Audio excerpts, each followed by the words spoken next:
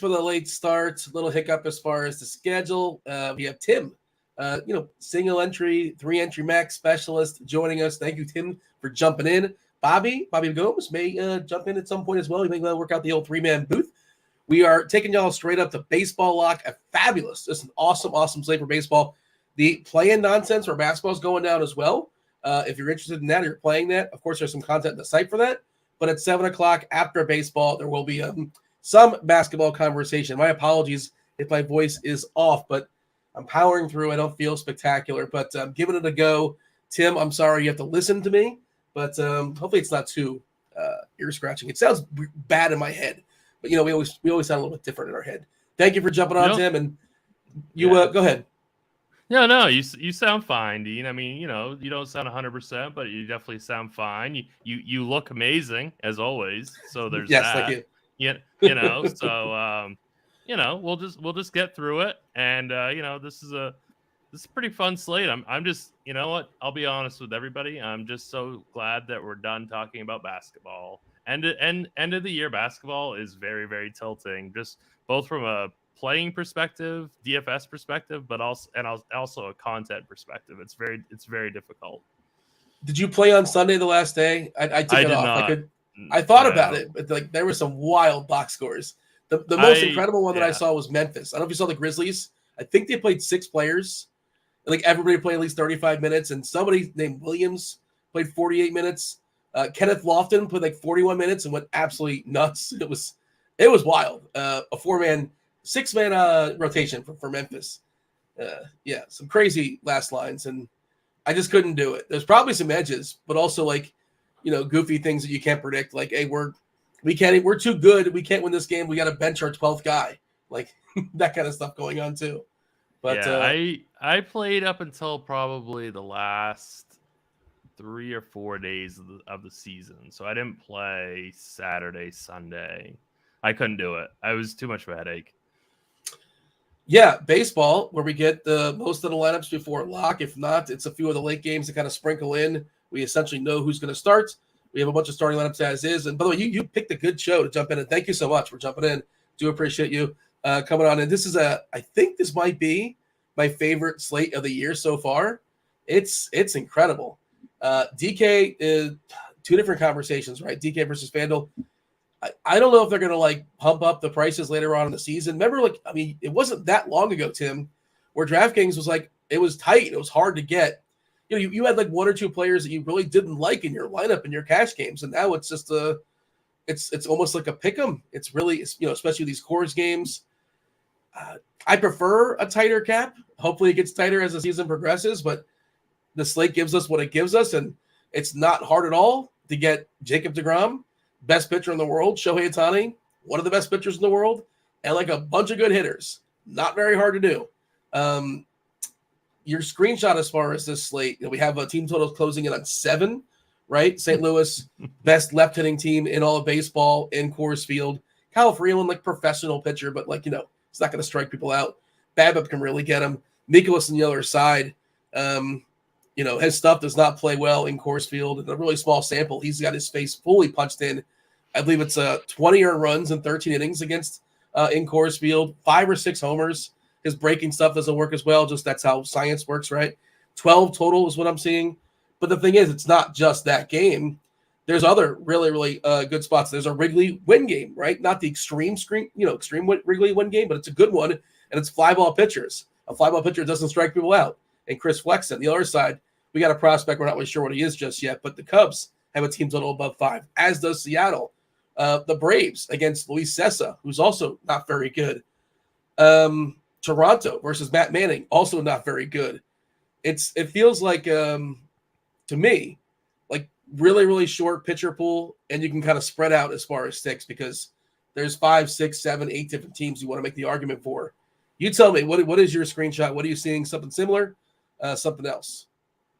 Yeah, so my initial lean today was, I know it sounds kind of weird, but my initial lean today was to fade St. Louis. Not because they're bad, just because there's so many options on the slate that have massive ceilings, like you alluded to. Obviously, if you want to get pieces of St. Louis, if you're building 150, if you're building 20, yeah, you're going to want to get some St. Louis stacks. Me being a single entry player, I try to pick and choose kind of like where when I want to be chalky, right? Like sometimes I play chalk, sometimes I don't. And I feel like on the slates that I don't play the chalk, there's got to be other options. And this slate has tons of options, right? Like there's a lot of different offenses that you can go tonight. Pitching is pretty straightforward. I think having a condensed pitching pool is a really, really, really smart way to go. Obviously, I mean, how are you not going to play Jacob deGrom today? I mean, that price is ridiculous. And so I'm not going to sit here and tell people not to play him because I'm 100% playing him. I mean, if you were building 150 lineups, how many Jacob deGrom would you have? Like at least 130. Right. Yeah. Like, I mean, and if you're going to make 130, why wouldn't you just do 150? So it's like, I'm certainly not going to tell people to get off that chalk. Jacob deGrom should be your highest exposed pitcher. It's not even close. And then I think there's a little bit of a conversation I think that needs to be had kind of between Ohtani and maybe like Alek Manoah, right? Like, yeah. Before I got on the show, I was like playing around with teams, like Bills and stuff, and I was like, well, playing Ohtani, playing deGrom, and then getting like a Julio Rodriguez, Paul Goldschmidt, Nolan Arenado, something like that. It's ridiculous. Like you shouldn't be able to do that, right? But it's also right. But it's like. It's not like you can do it, but you have to really, really punt some spots. But if you go down to like a Manoah over Ohtani, then you can really do it, right? Then you can really be like, okay, I can just play all these guys. And kind of determining what's going to be kind of the chalkier way to go. And if there are ways to kind of like, build differently and not give up too much from a medium projection standpoint. Oh, it's not just deGrom is the greatest pitcher in the world, and it is so wild. You see his K rate versus other guys that are also phenomenal, and he's got a 10 percentage point edge as far as striking guys out. 43.2% dating back to last season. That's 74 innings, but the K rate is absurd. And like Ohtani is elite. Burns was elite. We'll see what he's going to do tonight. I'm really curious, and it's another night where I think we just kind of ignore Burns. Right. He keeps getting matched up against other really, really good pitchers, and you don't have to answer the question, is something wrong with him, right? You can just move on and check back, I think. But like 43.2% as far as the strikeouts, Ohtani is spectacular, and he's at 33.5. The difference is outrageous. Like how much better he is than even the best pitchers. And also he's facing the Royals. The Royals this season, it's early. They're not good. There's some, prospects, obviously. The back of the lineup is horrendous. WRC plus, worst team in all baseball, WRC plus, first 11 games. We saw his pitch count jump up to 92 last time. That made me feel really good. You tell me I'm getting 92 pitches from Jacob deGrom against Kansas City Royals. Come on, let's go. I did see that they supposedly there was like a opening day. Remember there was a story about the roof being opening day, and like deGrom, I don't know if he didn't want it open or there was a kind of a conversation about it. I think the roof is open again in Texas. Again, is somebody asking deGrom? Ask the guy what he wants. I'm not sure they're running by him or not. But I don't think it matters. I don't think it matters that much. I mean, I'm sure it matters maybe kind of on a macro level about total runs scored, when the roof is open versus when it's not. But he doesn't play every day, right? Like this is a different league of pitching that we're talking about. Jacob deGrom is the best pitcher, and I don't think it's really going to matter against this offense. But yeah, I agree with you. Why don't they just ask the guy? It's like he is their franchise pitcher, player, whatever you want to call it. So like you should just do what he wants. I can't believe that. I mean, we haven't projected for 53% ownership on DK. Like, yeah. I mean, you have to be overweight that. You have to be. The bat projection is 57% for what it's worth. And right. Yeah, I'm going to be over that too. And as it general rules, right? Arms are more predictive than bats. Like if you tell me a hitter is going to be 57% owned, Like, Right. I will take my chances. I will not play that person. It's okay. We Right. saw. It turns out Mike Trout did not homer last night versus Patrick Corbin, one of the worst pitchers in baseball. Mike Trout, one of the best hitters in baseball. These things happen all the time.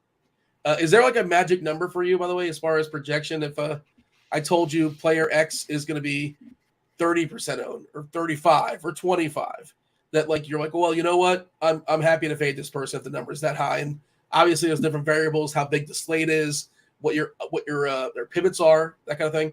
The other part of it is the slate. It depends on it. Yeah, it depends. It depends on if he wants if I want that person to be a one-off or not, right? That's the biggest question. So I maybe talk about Brandon Lau the last few slates, right? Like he's been like 40-50% in single entry contests, which is sky high, right? Like I don't want to play. I never would play him as a one-off, but I did 5-man stack the Rays and it did pay off. But I would never say to you one-off Brandon Lau at 40-50%. So if I think that the stack is going to be extremely chalky, and I know that player X like Brandon Lau is going to be extremely chalky, then maybe I wouldn't. If he's going to be lower than 25%, maybe I'd one-off him, right? But you can always add a chalky person if he's part of a stack. Yeah, and like Blender, one of the things Blender's always says is like it's lineups, it's not players, right? That's sort of like you can play a 30% guy. Don't make hard fast rules for yourself about that stuff because it's more about your lineup than a certain player. Like, but I do get what you're saying is don't play this guy at a certain ownership, but only if it's as a one-off. Because then I think that's a really negative EV play if you're gonna one-off somebody who's extremely chalky. I had a Ray stack that night too with Lau and Harold Ramirez. I don't know. I finished okay, but I stacked him with the Mets, and the Mets just disappointed me. Polar Bear, that these things happen, I suppose. Did you take anything down with your Ray stack, or just you hit a cash and that's that? I'm in cashed. And that's one of those things where if you play the chalky stack, it's tough to win a lot, right? But I thought they were the best stack on the board, and I just tried to get different elsewhere, and those different pieces did okay, but nothing special. TJ in the chat. What's up, Bobby? TJ's trying to derail the show. We have a 3-man booth now. The slate's too good. The three of us are going to take y'all home. We're going to yield to TJ for crunch time. TJ wants, I don't know why they're talking about Caesar salad. Bobby definitely likes bacon bits in his Caesar salad. Can you confirm or deny? I can confirm bacon bits. Yeah, 100% in my Caesar. I like sardines in my Caesar, Dean. Oh, wow. That seems contrarian. That's I'm a sardines guy. Yeah. Okay. All the sodium.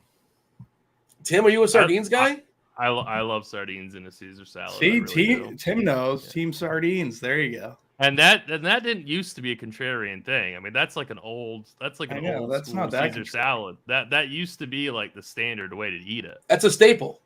Yeah. It used to be. I mean, it's kind of old-fashioned way of eating it for sure. Well, Big Sardine used to have a big hold on the market many years ago, but they weren't lobbying correctly the last 20 years or so, and I guess it's kind of faded out. Is that what you're saying? Is that what I'm hearing? Big Sardine's kind of lost some of their leverage in the market. That's possible. What's up, Bobby? We're talking about the slate. Just kind of an overview. You didn't miss too much. Jacob deGrom. I assume if you have any thoughts, the besmirch. Do you want to besmirch Jacob deGrom? I'm not going to besmirch Jacob deGrom. I think he's fantastic. I'm not getting away from him. I think you can get different, pretty much in other situations on the slated pitcher. So not going to go there. You guys hit on it. Basically, like these ceilings for the batters are very high tonight. Tim's not on St. Louis. I'm probably playing in a St. Louis chalk. I just think there's ways to play it differently. So I don't know. Excited to break this down.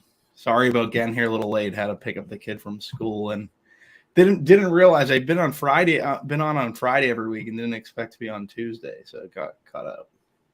No worries, man. All good. So let's knock out the rest of the pitchers. There's a lot of good pitchers. We mentioned Ohtani in passing. You mentioned Manoah in passing. Do you have a preference? And by the way, the Manoah price is just flat out goofy, right? If it was a different slate where we didn't have these other a little more elite pitchers, Manoah was really, really good. His Ks aren't like incredible, but he's facing Detroit. You get a boost from that. You look at the plate IQ. You fire up the plate IQ, and this lineup today against Manoah, it's basically all red outside of Carpenter. He's got a small sample size, but striking out, they struck out 26.3% collectively. Manoah's looks like a guy that gets more strikeouts. Big boy, 22.4%. Doesn't allow a lot of walks.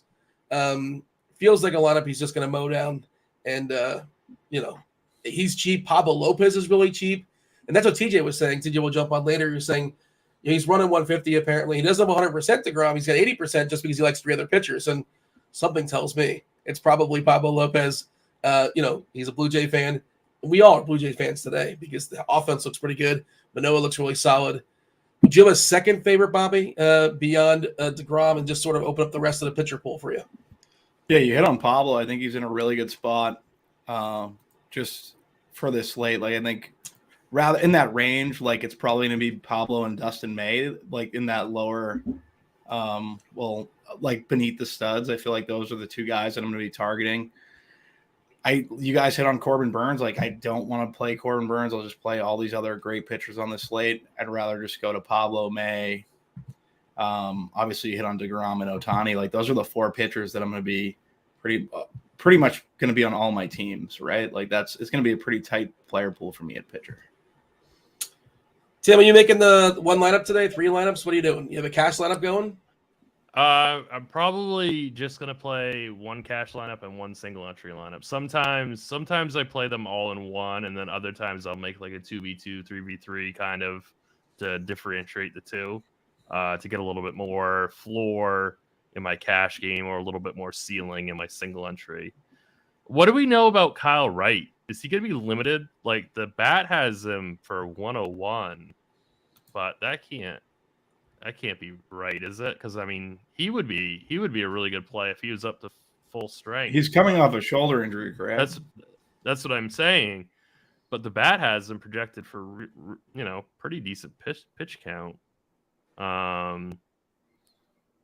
mean, I'm pulling up his minor league stuff. If he had any work in the minors, I believe he did. Just want to see how many pitches he threw. My thing is, like, it doesn't seem necessary. But I'm also the same guy that faded the Atlanta pitcher yesterday, and I'm really bitter about it still. The only thing is Kyle Wright's going to be 11% versus Ohtani's 41%. So I just thought that might be an interesting pivot. But if we're not really sure about his health status, then I wouldn't want to recommend it. He threw 6 innings in the minor leagues April 5th. That doesn't say how many pitches he threw. I'm sure I can find it somewhere if I did a further deep dive, but I imagine he threw a fair bit in 6 innings, right? 7 innings, 5 earned runs, gave up a homer, 1 walk in the minors versus somebody. But yeah, I assume he's mostly stretched out. I guess, but my issue is just like, and you're right as far as ownership stuff, but and Cincinnati's not great, right? I guess that's the counterpoint. I feel like I can ignore it. Is just sort of my general thought on it. But I hear you as far as ownership. Like, it's the price tag. When you think about the prices on these guys, it doesn't seem like, why is Wright his price and why is Manoah and Lopez their prices? It just seems odd to me. I agree. I just think that if he actually gets 95 pitches, he is a worthy pivot in a GPP just because of that ownership. And it's like, what is going on with Corbin Burns? Like, I heard at the beginning of the season he didn't like the new pitch clock. I wonder if that's something real behind that, or if he ever adjusts and we get to this like peak, everybody hates Corbin Burns. Well, is he all of a sudden bad because he's had 2 bad starts, right? And he's going to be 8% owned. It's not. I'm just saying you could throw him in 5% of your player pool. You could put him in 1 of 20 or something like that. Like, I don't think we should just completely throw this guy to the wayside because he's had a little bit of an adjustment curve to this new era that we're in. I think Arizona is leading the league in stolen bases. I want to confirm that, and I'm pretty sure Corbin Burns is the guy that you can steal on pretty easily, which might rattle him as well. But I'm not here to say like Corbin Burns was an elite pitcher last year, top 10 pitcher pretty easily. I'm not ready to write him off. It's just, again, there's the opportunity cost, and I don't know how much I need it, but I agree with the thought process of why not get 5 or 10%. Bobby, your thoughts as far as Burns?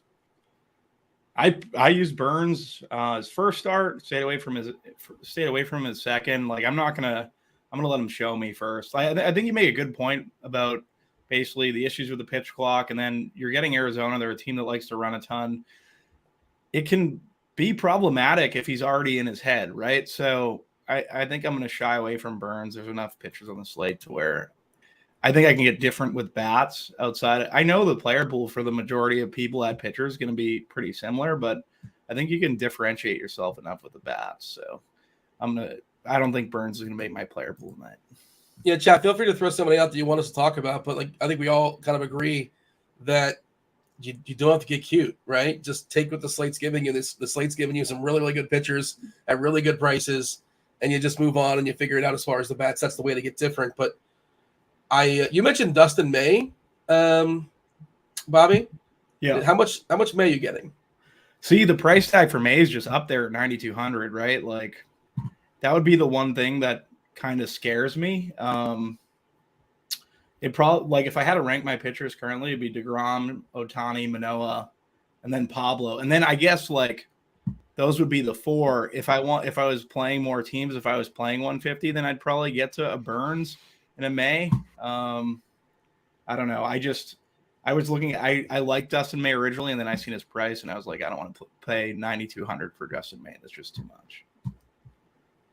Is there anybody else we should mention here, Tim, as far as pitchers? I feel like you give like a courtesy nod to some of these names, but it just doesn't seem necessary. My courtesy nod was to Corbin Burns. That's as far as I'm going to go, just because I think he's got amazing talent.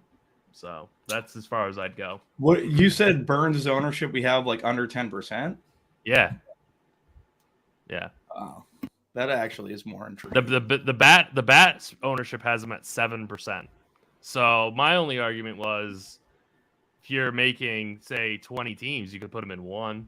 Like I think he has a tremendous ceiling. Yeah, he's been bad. I think he's going through a little bit of an adjustment with the new rules. But I mean, we know this guy has a large enough sample size where we know that he's a really good, talented pitcher. So I just think that I wouldn't full fade him. Yeah. If I'm making multiple teams. I think it's interesting I don't want to throw out Lance Lynn, but Lance Lynn, he's vulnerable to lefties, not so much the righties. Bad start to the season for him, but he's facing a Minnesota team that's weakened, right? Some injuries in that lineup, and they're not very left-handed. It's Trevor Larnach, Gordon. Who's the third lefty that Minnesota happens to have? Matt Wallner. Why would you pay the Why would you pay the 500 extra for Lynn though, when you can just take the shot on Burns for 8,500? Yeah, no, you're right. I think it's. I get what you're saying. Yeah, I don't disagree. And then Lopez on the other side against a Chicago team, they lost Tim Anderson. Tim Anderson went on the IL. They're without Eli Jimenez. This Chicago lineup is not great. It's not very good. There's a lot of Ks in the back half as well. Grandal, Berger, Colas has struck out a fair bit. Gonzalez, a pretty big K guy as well. Collectively, let's see, they are 24.3% versus righties. Decent number. Pablo Lopez has looked awesome for Minnesota so far. I didn't understand that trade when it happened. For the Marlins, shockingly, the Marlins been another bad trade, looks like. And what a trade from Minnesota.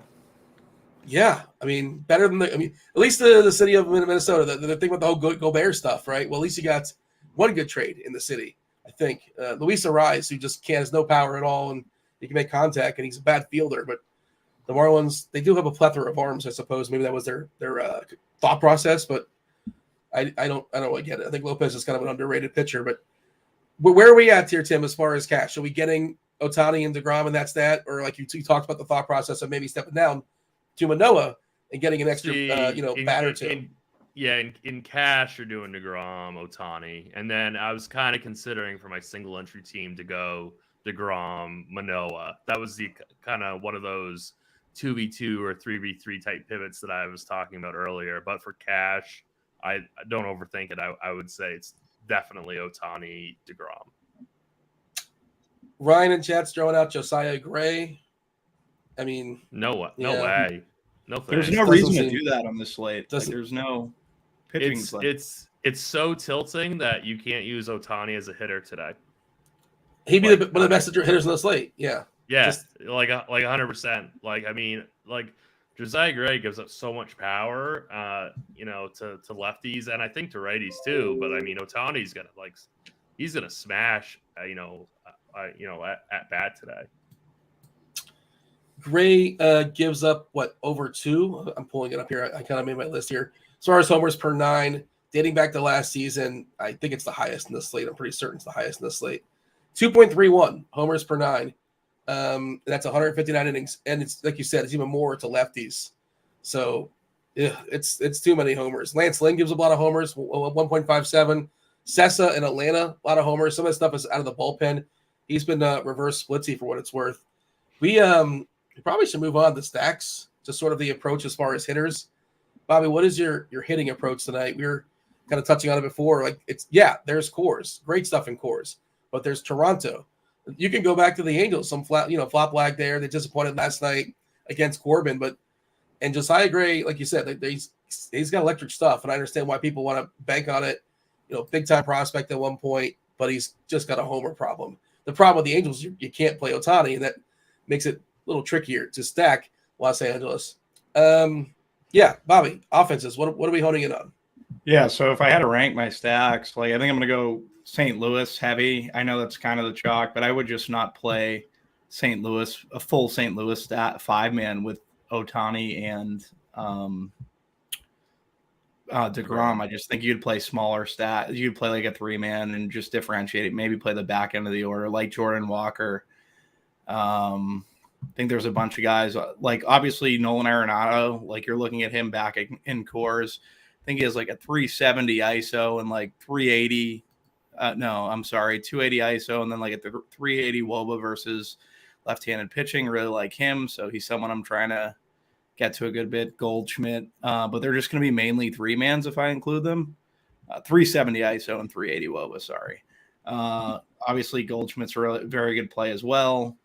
On going down, I like Toronto, like Vladdy, like Bichette. I think those guys are interesting. Dalton Varsho, he's a guy from Toronto that I have interest in. They would be my second favorite stack, and then Milwaukee would probably be my third. William Contreras, Rowdy Tellez, Willie Adames, Christian Yelich, Jesse Winker. Those are the 3 main stacks I'm currently targeting. Milwaukee feels pretty off the board to me. Why? And not that you can't play it, of course.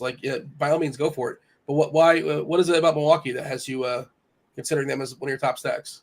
I like them in Arizona, and then just from that, Tellez, Winker. I think they're in good spots, and I would rather just differentiate in terms of getting to an Adames. It's just differentiating from optimal, whatever the optimal is currently, and no one's going to be playing Milwaukee, right? Do we know if the roof's open in Arizona by chance? Not sure. Montero was scratched for Colorado, by the way, if y'all are not aware. Trying to see if you get a roof open or roof closed. I imagine Arizona probably not as hot as it usually is. I imagine 110, 120 sometimes, and then they would close it.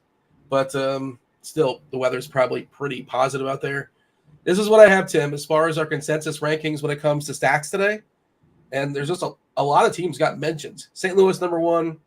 This is myself, Dave Potts, Mr. Tuttle, and Kirky. We got St. Louis 1, Colorado 2, consensus-wise. There's kind of a gap. Then Atlanta versus Sessa, Toronto versus Manning, Seattle versus, big prospect for Chicago. The guy looks pretty good, but he's pretty raw as well. We'll see how that plays out. There's a win game there. We'll talk about Weather Edge in a second, actually, because that game was really popping an hour or two ago. I wonder if that's changed or not. Going down the line here, we have Seattle. Yeah, Toronto is 4, Seattle 5, Angels 6. I was the only person to mention the Cubs. You ranked 5. Texas, Cheese says Texas, and then Mr. Tuttle mentioned the Mets. So there are a lot of teams. And then Milwaukee, just not even on the board. But for sure, why not? Tim, where are you holding in as far as your favorite stacks today? Yes.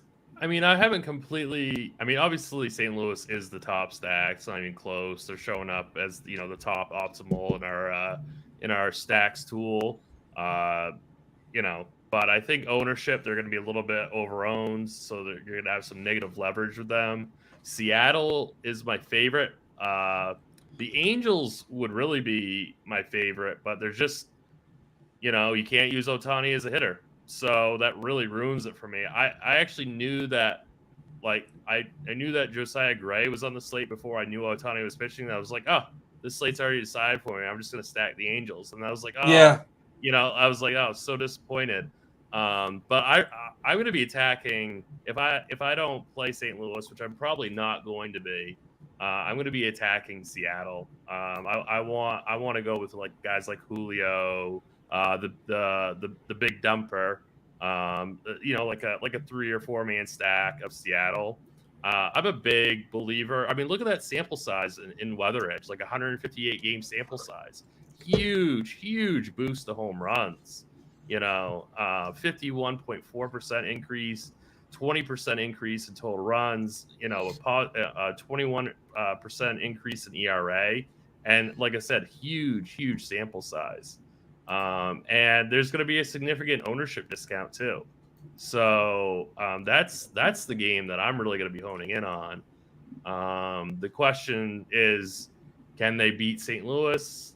Is it really going to be a huge Coors explosion game? I'm not really sure, but I'm just going to take my chances and get a little bit of positive leverage with the Mariners. It is interesting because you mentioned typically, and obviously the slate's a little different than most, but typically when you have a quote unquote Wrigley win game, and I think this qualifies as a Wrigley win game, right? It's only 10 miles per hour, but again, this is definitely a Wrigley win game for sure. Yeah, it's the ballpark that's most affected by weather. And if Weather Edge is telling us, that, like you said, big sample, 51% as far as an increase in homers, and it has nothing to do with who's playing that day, just in case people know. It's just this is the data based upon similar weather in that ballpark, and that's how it's played out against, historically. And we typically don't get that. That's not a sample, but I like the Cubs. I like Seattle too, but I just think flexing. This is one of those deals where, I've heard Cheese say this before, right? I think we know Flexen's not very good, and we also know he's a fly ball guy. We also know he doesn't strike people out. We're not sure what this guy for the Cubs is. And I think, Tim, are you a Cubs fan or no? Maybe not. I'm not really a fan of any particular team. Oh, look at you. I'm not. I mean, you ask me this all the time, and I'm like, Dean, yeah. I don't really have a rooting interest. And I mean, I'm from New England. I should be a Red Sox fan. I've gone to Fenway a million times, but it's not really my favorite team or whatever. Yeah, Steven in chat saying Flexen, a KBO legend. Yeah, he was in those KBO. I think he was on during the pandemic years. He was, yeah. Yeah, and I don't know why. Keith, of course, is from Chicago. I don't know why I mix you two up, but I really like the Cubs side of it. And Dansby Swanson, I think, is an awesome tournament play because we're going to get shortstop, right? We're going to get Tommy Edman batting second in Coors Field. And Tommy Edman's rarely a guy that just breaks the slate wide open. Oh man, I needed Tommy Edman. He can go 3 for 5 and get a run or two. And I suppose he can homer, sure. But I hope everyone's betting their Tommy Edman homer props right now. Jacob in chat's telling us the roof is open in Arizona, by the way. Good to know. Appreciate that. So, the Mariners probably have more appealing names, right? J-Rod's awesome. Big dumper, great nickname. How do you not want some Cal Raleigh? Kelnick, he's been spectacular in AAA and spring training and, hasn't totally translated to the majors just yet. Still figuring it out, but there's some talent there, obviously. But I want to pick on Flexen, reverse splitsy. So I like the right-handers. Wisdom, Patrick the Brain Wisdom certainly has the ability to bang on a homer. And Cody Bellinger's really, really cheap on both sites. He's 3.4 on DK. I think he's 2.7 on Fanduel. Bobby, what's your thoughts as far as this Wrigley win game? It sounded like, I think you gave the rundown. I don't believe you mentioned either team. Obviously, you can't play everybody. Yeah, it's interesting just because, you have Patrick Wisdom and then you have Eugenio Suarez. And obviously we have Arenado Chalk. With the wind being what it is, I'm also a big believer in Weather Edge. 54% home runs. The sample size is 158 games, big enough sample size. So Yeah, I like this Wrigley win game. I think I'd start my stacks off with Cal Raleigh because then you're getting away from the chalk in St. Louis in the St. Louis Colorado game, and Contreras. He's hitting fourth for Seattle.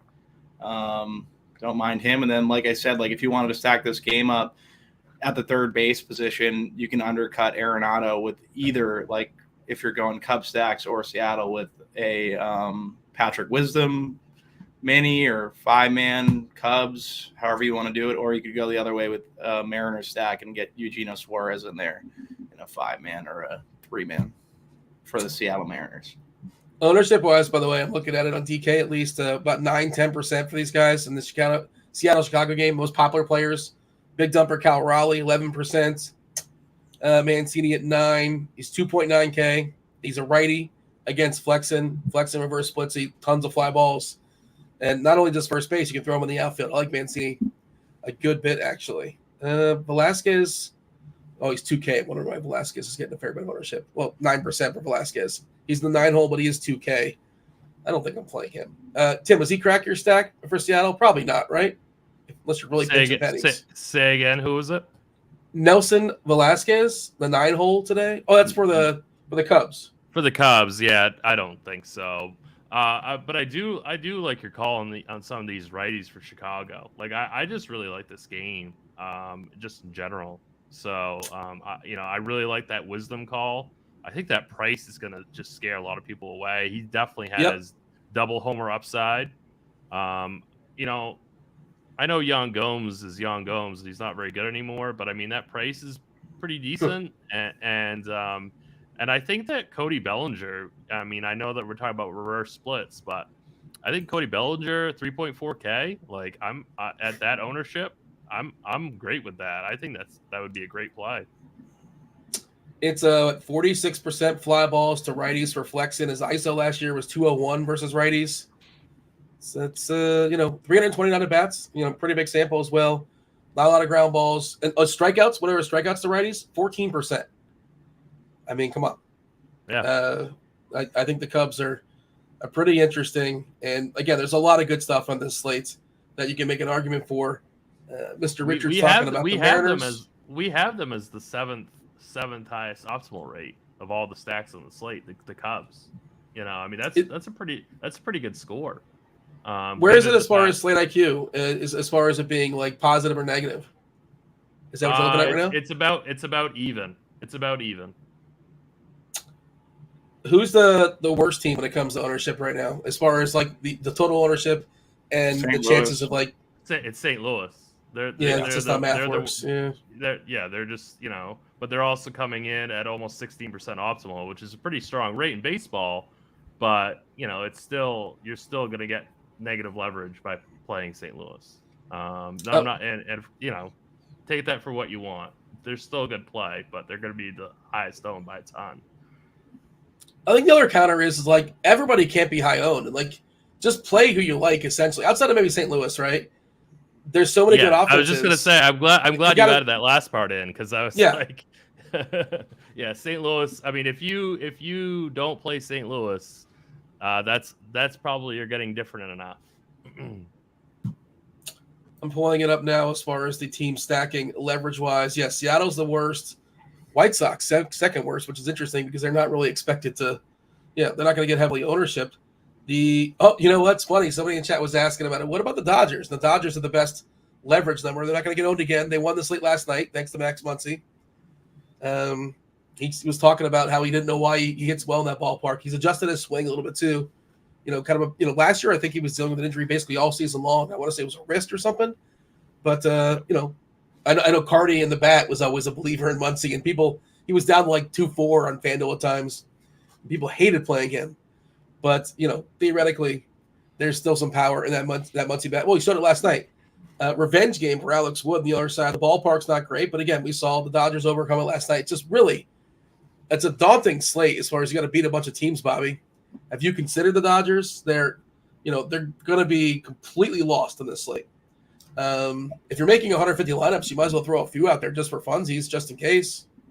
Yeah, they have a very strong leverage score in slate IQ. Currently, I don't have many Dodgers. This definitely changes my opinion. Obviously, Mookie Betts in a really good spot. like him most nights. You hit on Muncy, great game yesterday. He's fine as well. Do we have a lineup for the Dodgers currently?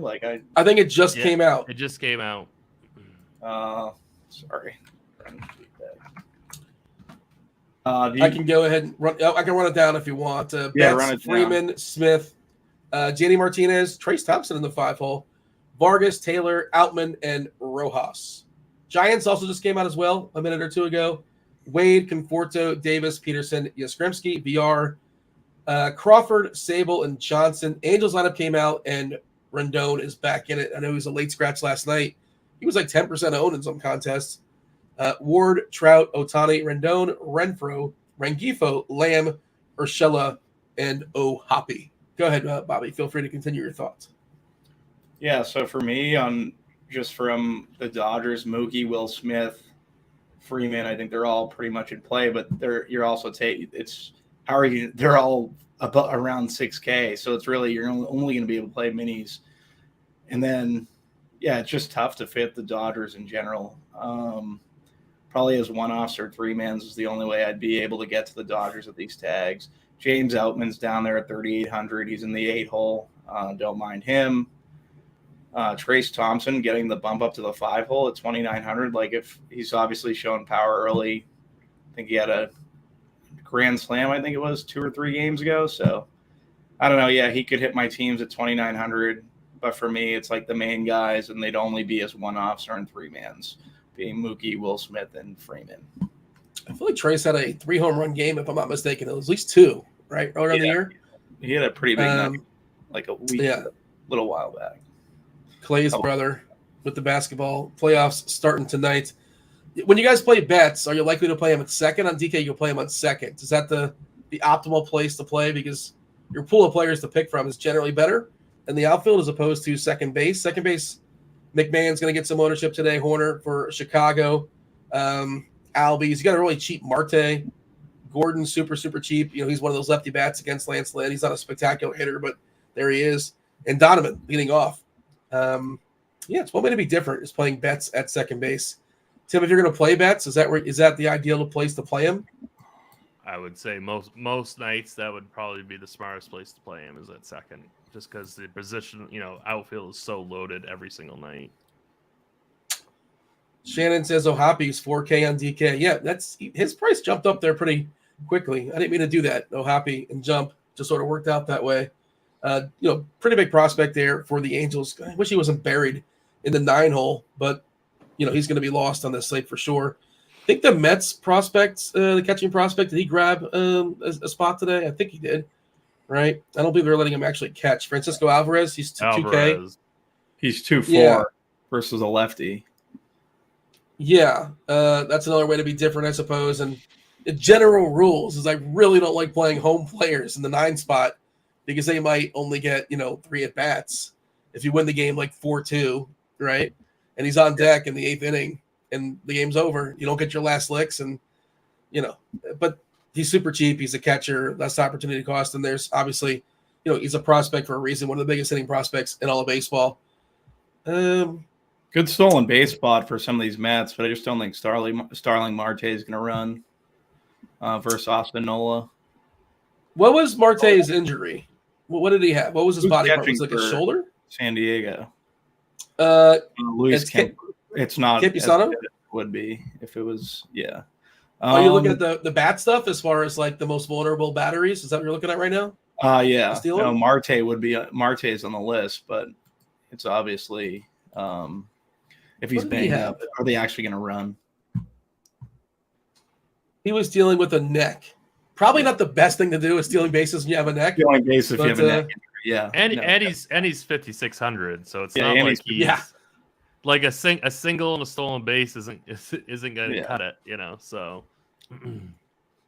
But the other part of it is they wouldn't play him unless he was healthy, right? So who knows? But yeah, if you want to play him. And also he can just homer. You can do that. He doesn't have to steal bases. But I don't think I'm getting the Marte. It's just there's too much other good stuff in the slate. But I wouldn't say I'm not making a ton of lineups. But he's probably in the pool in a Met stack. But probably not going to want him off either. Is there any other position, Tim, that like you have an interesting like positional debates that you're kind of thinking about? We had Donovan was not projected to start today for the Cardinals to lead off. I believe he leads off versus righties, but he has been doing so versus lefties. But he is leading off today. Donovan, he's on team launch angle now. He's changed his swing, going for those homers. You like launch angles in cores? Did you Not see sure if he has the Vogelbach? ability. Did you see Vogelbach's single, Dean? No. Was it an infield single? Yeah, it was. No, I didn't see it. He legged one out? Man, I should try to find a clip of that and send it to you. I don't know why more players aren't on team launch angle. They don't give you the big bucks for hitting ground balls, I'll tell you that much. No. That's true. What was this? Was this today? No, not today. When was this? No, Vogelbach? I'm still waiting for him to steal a base. It was a couple days ago. He slimmed down, actually. He's a little less huskier than he used to. He's still on Team Girth. Honorary member, honorary captain at one point of Team Girth. But he. By the way, speaking of homers, have you know I love it. Every team like now has like their own gimmick. Like when you hit a home run, like somebody does something, they have you wear the clock. Baltimore has something called the Dong Bong. Have you guys seen this or no? You guys know what I'm talking about? No. Where's this going, Dean? I kind of want to X out of my StreamYard tab real quick because I don't know if I want to be a part of this. The Baltimore Orioles, when you hit a home run for Baltimore, they like take like a drink, like it's like a keg stand, almost kind of sort of. It's not a keg, but they fill it with something, I think. But just Google. It's Baltimore Orioles Dong Bong. Maybe producer Steve can get a picture. I don't have YouTube chatted up right now, but I feel like they're running away with this one, Dean. It's a funnel, yes. It's a Dean's funnel. Yeah. I love how every team has their own gimmick. I think one is like a hat. Like the jacket in Toronto. They all wear. They just kind of exchange the jacket. Every team has got their own gimmick, their own fun thing. So just a new one. This one just came out of nowhere.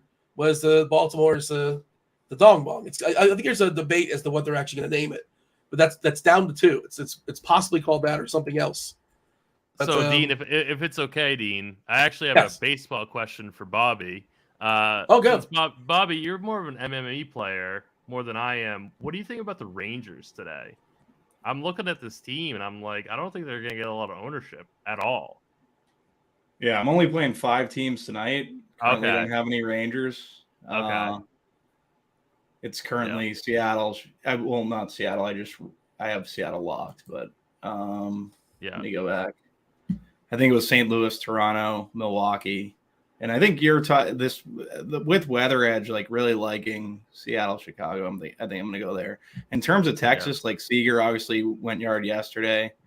Jonah Heim hit a dinger yesterday.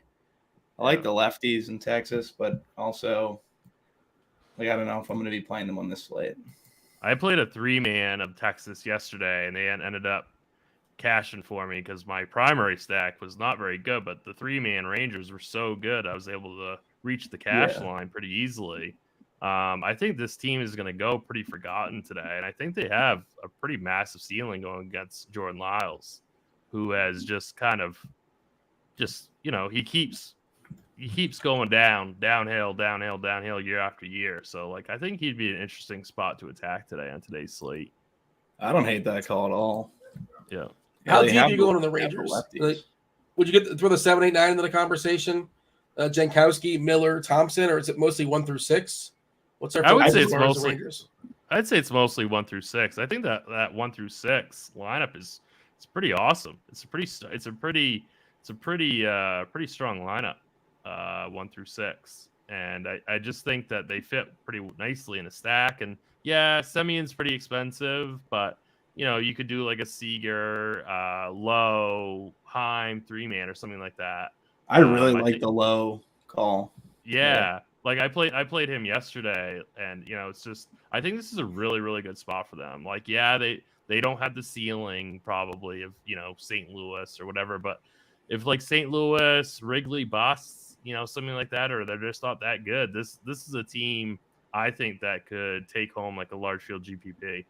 You could also play this team as a 5-man. It gets tough. It gets dicey as a 5-man, but then play like St. Louis as a 3-man or a 2-man St. Louis and use Ohtani and DeGrom, right? So right, exactly. It's a weird tilt when your 3-man goes nuts and your 5-man is just like shut out. That's what happened to me last. That's what happened to me last slate. But my 3-man was so good. Yeah, I ended up doing better than min cash. What are we on for stack types? 5-2s, 5-3s. I think I'm going 5-2 majority. Yeah, Tim. Yeah, I usually do a 5-2. That's usually what I do. I only play single entries. That's usually what I do. Yeah, so I tend to play that as well, and I tend to focus my lineup construction on like 300 people contests, that kind of thing. So I'm open to, especially in this kind of slate, Tim, and I'm curious to get your thoughts. I know, like the book says, you're supposed to get 5-3 or 4-4 on Fanduel. Correlation, I'm not a dope. I understand how correlation works. I just think there's going to be multiple offenses that really have big nights, and I'm okay doing 3-3-2. You know, I to get a second team, I'm okay going 3-3-1-1. Like that's fine as well. Is that something you're willing to do in a smaller contest, Tim? In a smaller contest, I'm okay with that. But yeah, I would say though that for the majority of people that play DFS, they're playing like the $15, right, 30,000 entry, 150 max, or they're playing these really large field, low dollar stakes, and you got to go full correlation.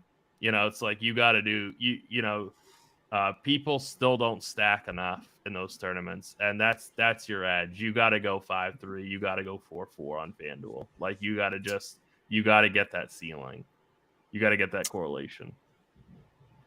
Yeah, Red's Gallon chat saying Blender will lecture me.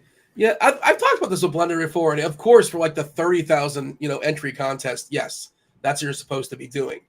But Blender's check him out Monday through Friday. I believe 11 o'clock is when his show starts. It's a really good strategy stuff. He gets into the weeds and all sorts of things that you probably aren't thinking on at least half of them or so. We have 15 minutes or so until we yield to the Crunch Time crew. Crunch Time is Dave Potts, Cheeseisgood, TJ, who's been hanging out in chat as well. He'll be jumping on about 15 minutes, taking you up to lock and also beyond lock. I believe Keith is coming in, and TJ's done some basketball research as well. Gonna talk a little bit of the two-game basketball slate tonight. It's so weird. I'm a Miami Heat fan, and I just totally don't care. It's like, whatever. I mean, it's basketball. They're going to lose at some point in the playoffs. They're not going anywhere. I'll root for them, but I don't know if I want to watch the game. I'll keep an eye on it, I suppose, but probably focusing more on the baseball.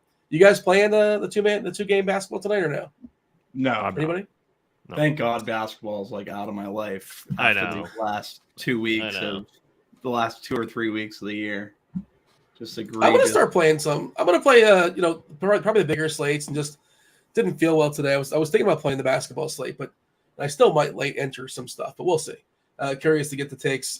Lakers versus Minnesota, the back half of that doubleheader. Miami versus Atlanta is the first game. I believe it starts 7:30, if I'm not mistaken. Again, TJ and Keith will talk about that at 7 o'clock. TJ and Cheese will talk about baseball, favorite players, position by position. They'll go around the horn and do that. Favorite cash plays, favorite tournament plays. Whatever you guys have in chat, feel free to throw it out there. This is your time. Happy to discuss whatever y'all want to discuss for the next 10 minutes or so. The people do like homers. They like to, Spidey bombs, if you will. I'm sure TJ. Oh, speaking of that, hit the like button. Subscribe. Turn on those notifications. I assume Spidey is only working if we hit a certain number of likes. I don't know where we're at right now, but first time asking for it, so it's probably egregiously low. And if I look at it, it would just make my ego hurt tremendously. But, hit those like buttons. Just one. I don't know why I made it multiple. And plural, hit the like button. Subscribe. Turn on those notifications. Do all the things so Spidey will give you his homer predictions. Who wants to go first? Tim, be as ambitious as you want to be. Who's going yard today? I'm gonna steal this. I believe it was from you, Dean, but I really like it, and it's Patrick Wisdom. Oh, Patty the Brain? Or Patty the Tooth, whatever you want to call it. I mean, that's my pick. I think that I really like that at really low ownership. I try to be nice. I yield as the host, and you just go ahead and just swipe my pick. But I did. All right, fair enough. That's actually like my sneaky home run call in the expert survey today too. So I got to come up with something else on the fly. So you stole it from yourself. Yeah, well, yes. Yeah. Okay. All right. I was just repackaging it. I wondered how you came up with that so fast. Now I know. Yeah, was on the survey earlier today. Bobby, did you read anybody Homer calls you want to steal from somebody else? I'm going to steal one from Tim, Nate Lowe. Oh. There we go. And I'm going to steal one of your Brewers, I guess. No, I don't love the Brewers today. You're going to steal Rowdy? Rowdy's fine. I'm okay with Rowdy. No official lineup just yet, right? Yeah. No, I assume we'll crack it though.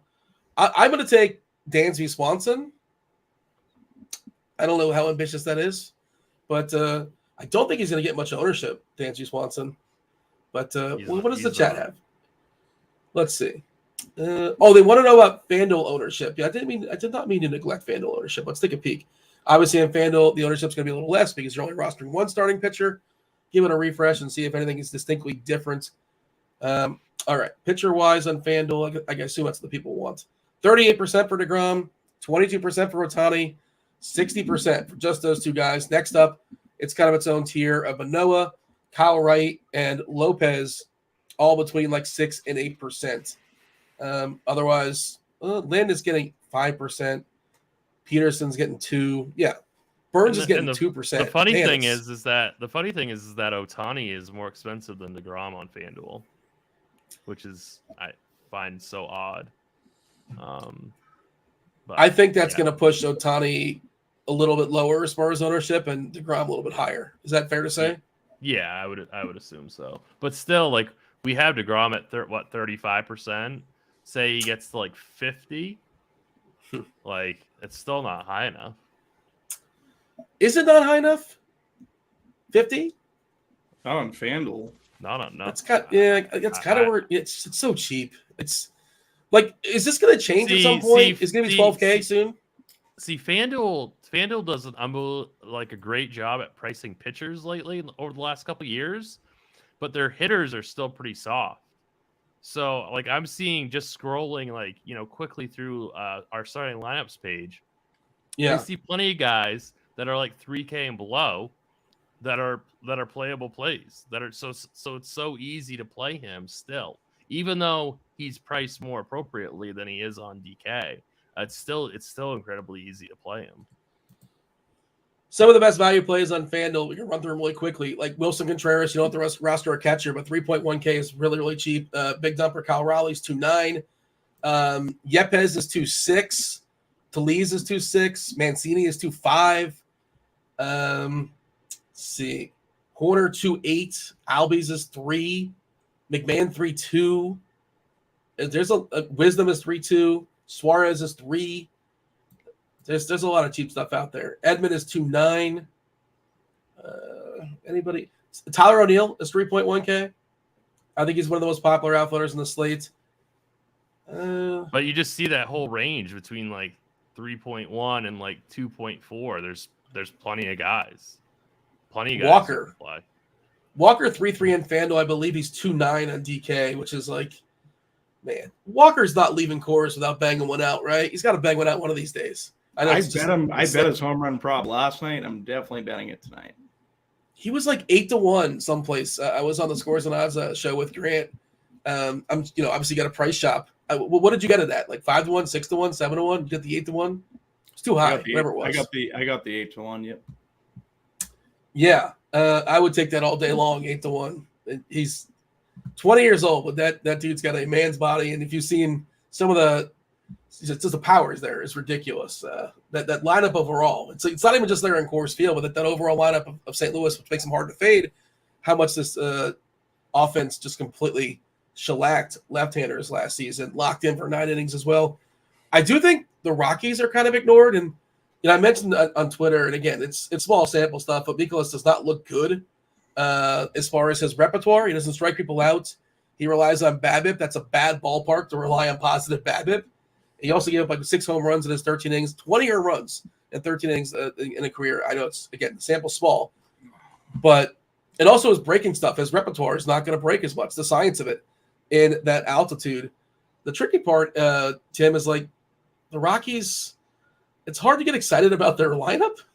I know like CJ Crone is certainly plenty of power there, obviously. Chris Bryant, theoretically, Chris Bryant still has some power in that bat. But I don't know, man. Are we enthused about rostering Profar? He's fine. Moustakas, is there any power left in that bat? I don't know. I'm not enthused by this team at all. And in Yeah. fact, I think they're going to go a little bit overowned just because they're in cores, right? And they're going to see what you saw about Mikolas, and I'm just they would fall very far down for me if I was MMEing tonight. Obviously, I could be wrong. You know, it is cores. They're a competent offense, but really, I would get very little of this team. I don't like Colorado at all.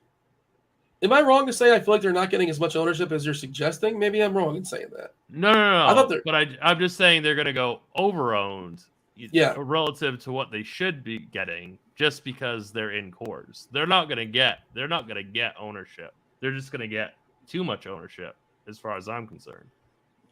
Current ownership projection: Moustakas 9%, Profar 8%, Crone at 4%. Yeah. Well, what's your thoughts here, Bobby, as far as the Colorado side? Moustakas with dual position eligibility, first and third base for 2-7, hitting in the 5 hole. I think he's fine. But I'm on the side of Tim. Like, I don't see the need to get to too many Colorado bats. If Moustakas is going to be the highest owned, he's still under 10% ownership. So I think that's like okay. We also do have to worry if Moustakas is a little long in the tooth at this point, but it is cores. Third base is loaded though, so like you have plenty of options at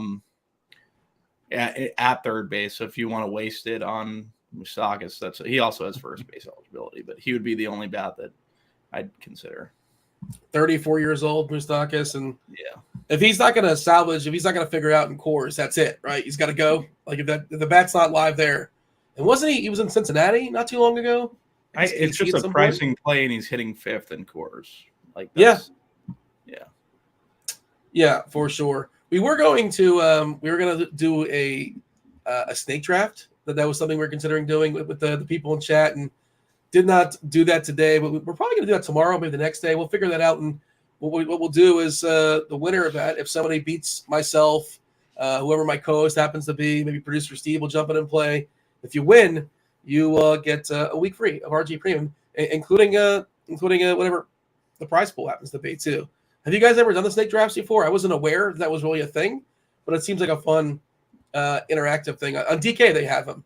You guys ever participate in the snake drafts? I haven't. I don't think. I haven't. Is it the same as it's just like a best ball for MLB, pretty much? I think so. I haven't played it out, but that's how it looks from what I see. But maybe we'll run those out tomorrow, and just kind of a nice little way to break up the show and bring in people and give away some RG Premium as well.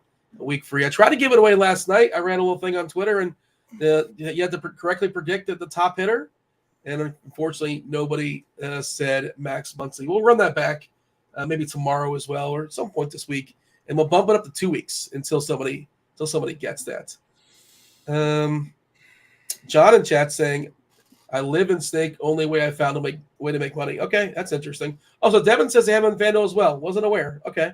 So we'll explore that. We'll be doing that at some point for sure. But I guess there's some soft competition according to John. John's been crushing it as far as the snake drafts. Give me a summary on the slate here as we yield to crunch time in a few minutes. Tim, what is your mode of attack? We've obviously talked the slate backwards and forwards, but some people don't watch the entire show. They jump in 20 minutes ago, so they might have missed some stuff. What should we give them as a summary? Yeah, so it's definitely Ohtani, DeGrom, and Cash. I think you could definitely add in Manoah, Lopez to your pitching pool for sure. It's the decision point for bats is St. Louis. They are going to be by far the heaviest, highest owned stack on the slate. It's not going to be close. My lean is to fade them in single entry, but that could obviously be a complete disaster. Some leverage plays would be Seattle, the Angels, and Texas would be my and the Cubs.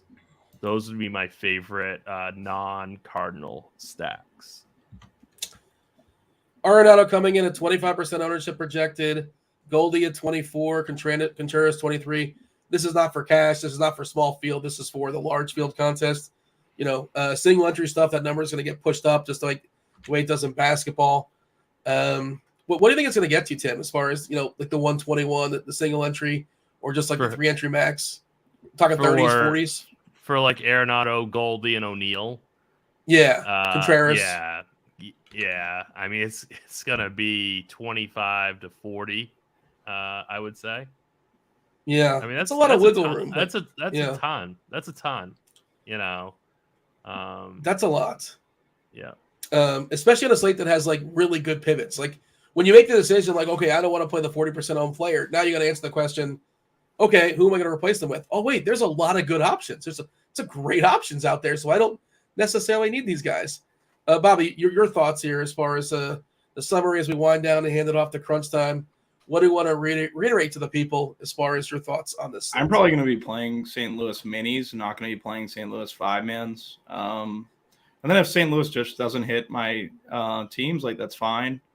But I do want to make sure I'm getting over on the St. Louis guys that I think are viable getting over, like Walker, like some of these guys at the back end of the order. And then, like you said, like there's at first and third, like if you want to fade Goldie or Arenado, there's options on this slate. We have a ton of them. We hit on that Chicago-Seattle game. There's a good bit in that game. Yeah, so in terms of pitching, like it's pretty much going to be a tight pool, like I said from the top. Ohtani, DeGrom, like basically 4 pitchers that I'm currently. Manoah. Who else? I guess I'll throw Burns in there now. Like that's 4, and I don't know. I was off Burns, but yeah, 4, and Pablo Lopez would be 5. So I hear the Crunch Time crew. We got Kevin Roth, we got Dave Potts, we got TJ filling in. What's up, Roth? How are things in your world? Another day where you don't have to be sweating out weather. The streak Just keep it rolling. The show goes on, baby. The show goes on. One of these days, man, it's going to bite us, and we're going to like 7 different spots. And sure, not looking forward to that. But yeah, Roth, anything in your world that's worth noting, or shall we just yield to crunch time and let you guys knock it out and do your thing? No, I think we got some content we've got to cover. We're talking baseball, of course, until baseball lock, and then we're actually going to talk about basketball after that. I think it's a crazy show, so we got a lot to talk about. All right, myself and Tim and Bobby, we thank you all for watching the first portion. Tim, thank you for jumping on last second. Oh, you guys have a thing? I haven't seen Tim yet this year. Is all. Yeah, I haven't seen Cheese in it feels like years. Could be a decade. I don't know. So just hello. That's all. I'm sure I'll see you again. Yep. All right. That was Tim. That was Bobby. I was Dean. Stay tuned for the Fanduel sponsor of Crunch Time. Kevin Roth, take it away. Good stuff as always, gentlemen. Oh, welcome to it. It is indeed Crunch Time. It is sponsored by Fanduel, and it is the show with 2 of the sharpest minds in the biz, taking you up to lock and then through lock. And then multiple sports, all kinds of shenanigans generally involved. We got one, Mr. Dave Potts, a.k.a. Cheeseisgood, the $1 million winner, helping to guide us through some plays. Cheese, what's up, bud? Not too much. It was a fun day to build lineups because there's so much to like on the hitting side. You can do a lot of things, and they're all good things. Yeah, I saw Aaron Rasmus in chat says there are a ton of gas cans on the slate, which could mean a ton of tilt. I used to think gas cans meant that the dude threw heat. He threw fire. Yeah, it's almost, you could almost take it the other way. And some of the gas cans are gas cans because they throw so hard they don't know where it's going. Yeah. Like Josiah Gray might be that type of gas can. Yeah. He is a gas can in many ways. And we got TJ as well. TJ, what's up, man? You are going to do baseball and then you're sticking around for basketball, correct? This is true. Double duty for me today. Nice. Ready to dive into the NBA playoffs. It would make me feel good and just in my heart if Cheese wanted to stick around for basketball and just give a pun every now and then. But I mean, he's got things to do and he doesn't want to hang out with me. I understand it. I do want to hang out with you. I actually have a little get together to go to where somebody is making me burgers. So I don't want to be too late to get Burger together. Fest. Yeah. Of course he does. You don't want to miss that. But we're not worried about NBA yet. We're only focused on MLB, and this is a very, very fun slate running out 150 lineups. So it's a fun one. I'm excited. Okay. Do you believe that Cheese has get together with burgers? Absolutely not. I do have a belief that I do believe that he's getting together with burgers, but I believe the person that is making them is him. his wife, and he just has to like go up the stairs for this get together. That's fair. But I mean, what it is. We're not here to talk about my feelings. We're here to talk about baseball. We're only 5 likes away from the first Spidey bomb, and I mean, only 53 likes away from the second one. We got almost 500 people watching, so minimum 2 Spidey bombs is going to be easy. But I'm hoping people hit this like button so we can get 3. Very good. Cheese, if it was a lie, it was very convincing. I am incapable of telling lies. Like, I was at this horrible get together and I really wanted to leave. And just as we had been there for like 2 hours and it was miserable, the person was like, well, why don't we all go sit down on the couch and chat some more? And I just go, well, we've got that thing. The thing. You did, then we got the thing. That's all, awesome. because it was just the most clear, obvious, like horrible lie. I need work on it. That's great. I just now noticed my camera is even more tilted than an average day. I apologize. It is pre-tilt. Yeah. Yeah, you're coming at us kind of like this. Is Kyle Wright stale fruitcake? Yeah, that's exactly that. Yeah, that relates to the musings. I assumed. Yes. The musings are glorious. Hey guys, let's kind of talk about this slate. But before we do, we mentioned that this show is sponsored by the one, the only, the Fanduel. As I stall to pull up my read, don't forget, make sure that you're signing up for the Fanduel Sportsbook. It is as good as it gets, because if you sign up for the Fanduel Sportsbook right now, oh, for Christ's sake, show me the read. If you sign up for the Fanduel Sportsbook right now, you get the glorious deal of new customers bet $5, get $150 in bonus bets. Terms and conditions do apply. So make sure you are doing that. Cheese, let's kind of walk through the slate. We like to start with the gas cans or with the non-gas cans. The non-gas cans. So the deal on this slate, and everybody agrees, there's really only not a lot of ways to look at it. The pitching is very condensed. There's very obvious. There's just a few best pitchers, and they're the best. Mm-hmm. Offense is, the Cardinals are the best, but then there's like 10 great offenses. So you can spread out with the bats. Ownership shouldn't be too heavily condensed with the bats. But the ownership on pitcher is going to be wild. And even as wild as it will be, I don't think it will be wild enough. So we'll jump into those pitchers. Okay. I should add, you mentioned some of the hitting. I forgot to say no rain, as Dean mentioned. Chicago is the weather's, it's windy Wrigley. It's not that windy. It's like a 10-mile-per-hour wind, but it's Wrigley. And you care about that, correct?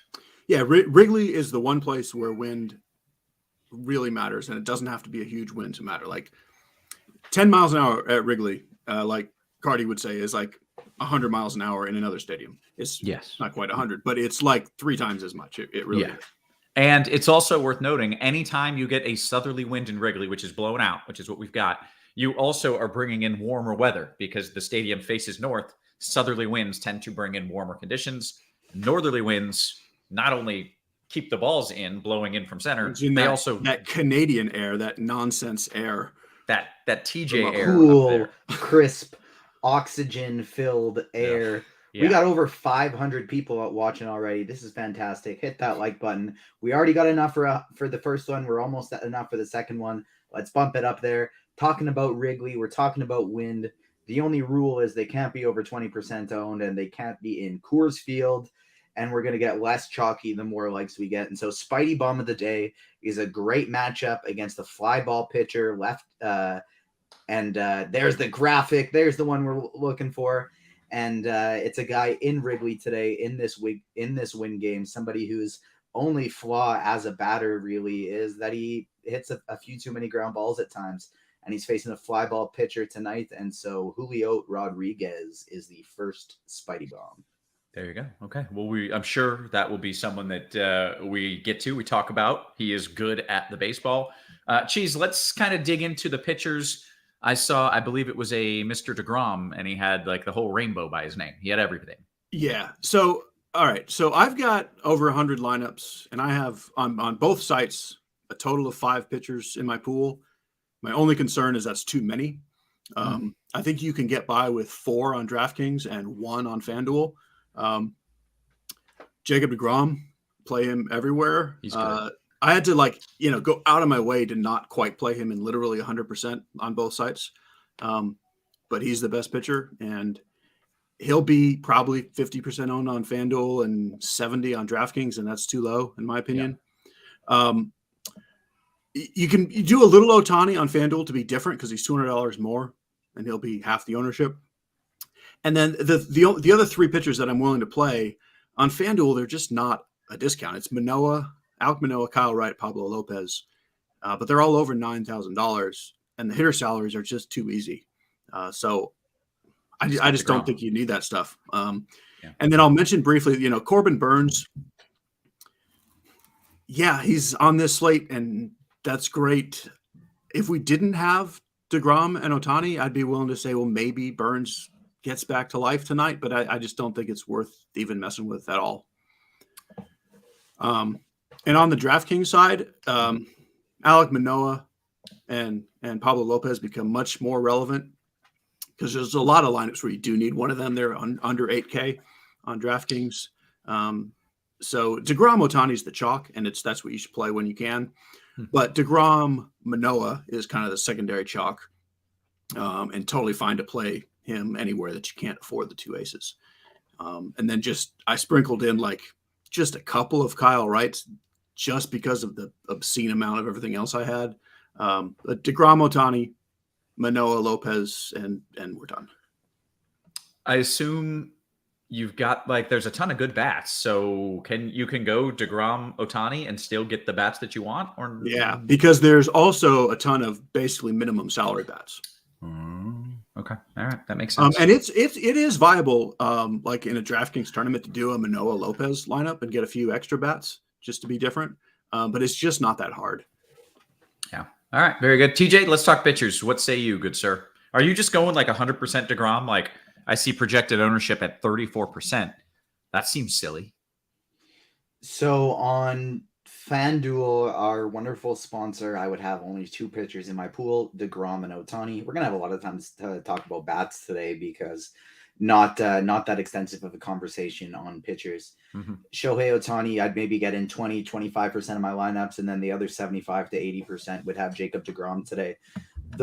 Having said that, if I was running 3 lineups on FanDuel today, I probably would do 2 deGrom, 1 Ohtani, just based on if Ohtani happens to outscore deGrom tonight. As long as your bats don't absolutely bust, there's a very good chance that you're going to be min cashing.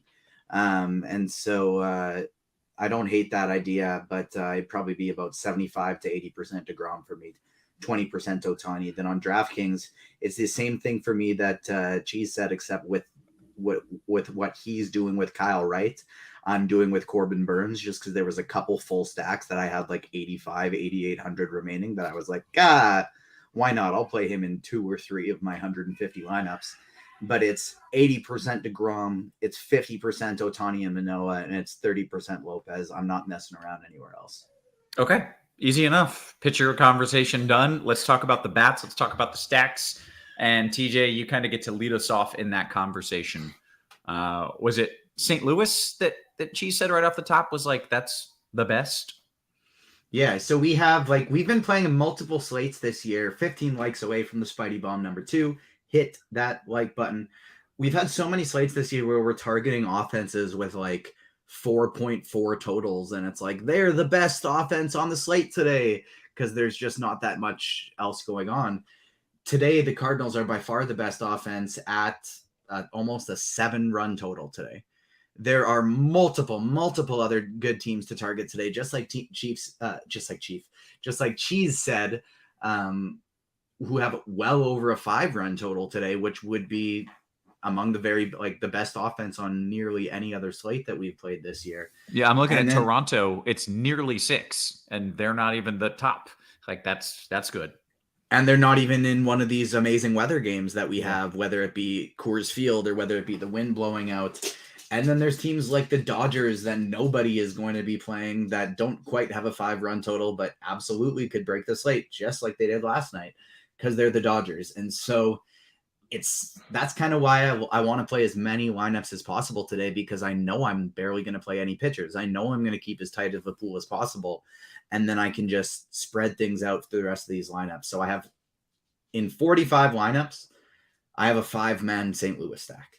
I'm basically going to have as many different St. Louis stacks as possible, with my 4 pitchers and various 3-man combinations of different teams. And then I'm basically just trying to get 5 to 10% of all these other stacks. So I'll list them off in the order of how much I have of them.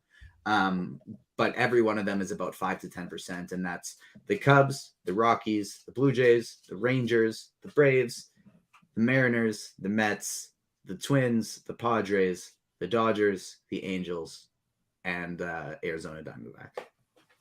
And Milwaukee, sorry. Milwaukee's in there as a 5% or 2. Okay, very good. Anything else you want to add here? Should I kick it over to Cheese? Kick it over to Cheese. Let's do it. How many likes do we have here? 9 away. So I guess hopefully people will hit that by the time Cheese is done. Hit the likes. Let's get the likes up. Cheese, you heard the list there. You in full agreement, partial agreement, most agreement? Yeah, I mean, same basic list. There's so much to love. The teams that I'm definitely over the field on are the Rangers, the Mets, and the Dodgers. But all those teams TJ mentioned, I mean, yeah, it's fantastic. The Cubs, the Mariners, the Rockies, the Braves, the Blue Jays, the Angels. It's all fantastic, and any one of them could score 18 runs. So I'm very well spread out. Can I ask you to rank it, or is that just kind of silly because everything is good? And 2, are you worried about the chalk play, or no, because there's 7 good plays? I am moderately worried about the Cardinals chalk, but only moderately, because you can build it so many different ways. But that's the only team anywhere that ownership is even in my mind at all when building lineups.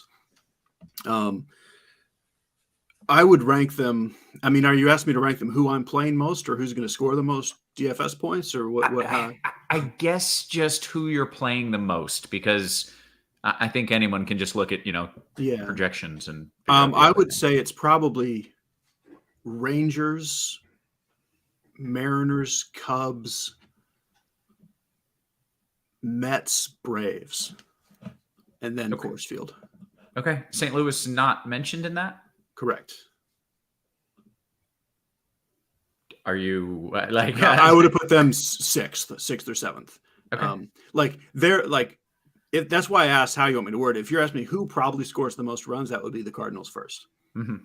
But your strategy is to not go overweight on them and right. Pick one of these other teams that's going to go thing off. I mentioned a couple of times already this year in the musings, like, let's assume that the Coors Field game does exactly what it's supposed to do and it goes 7-5 to hit the 12-run total.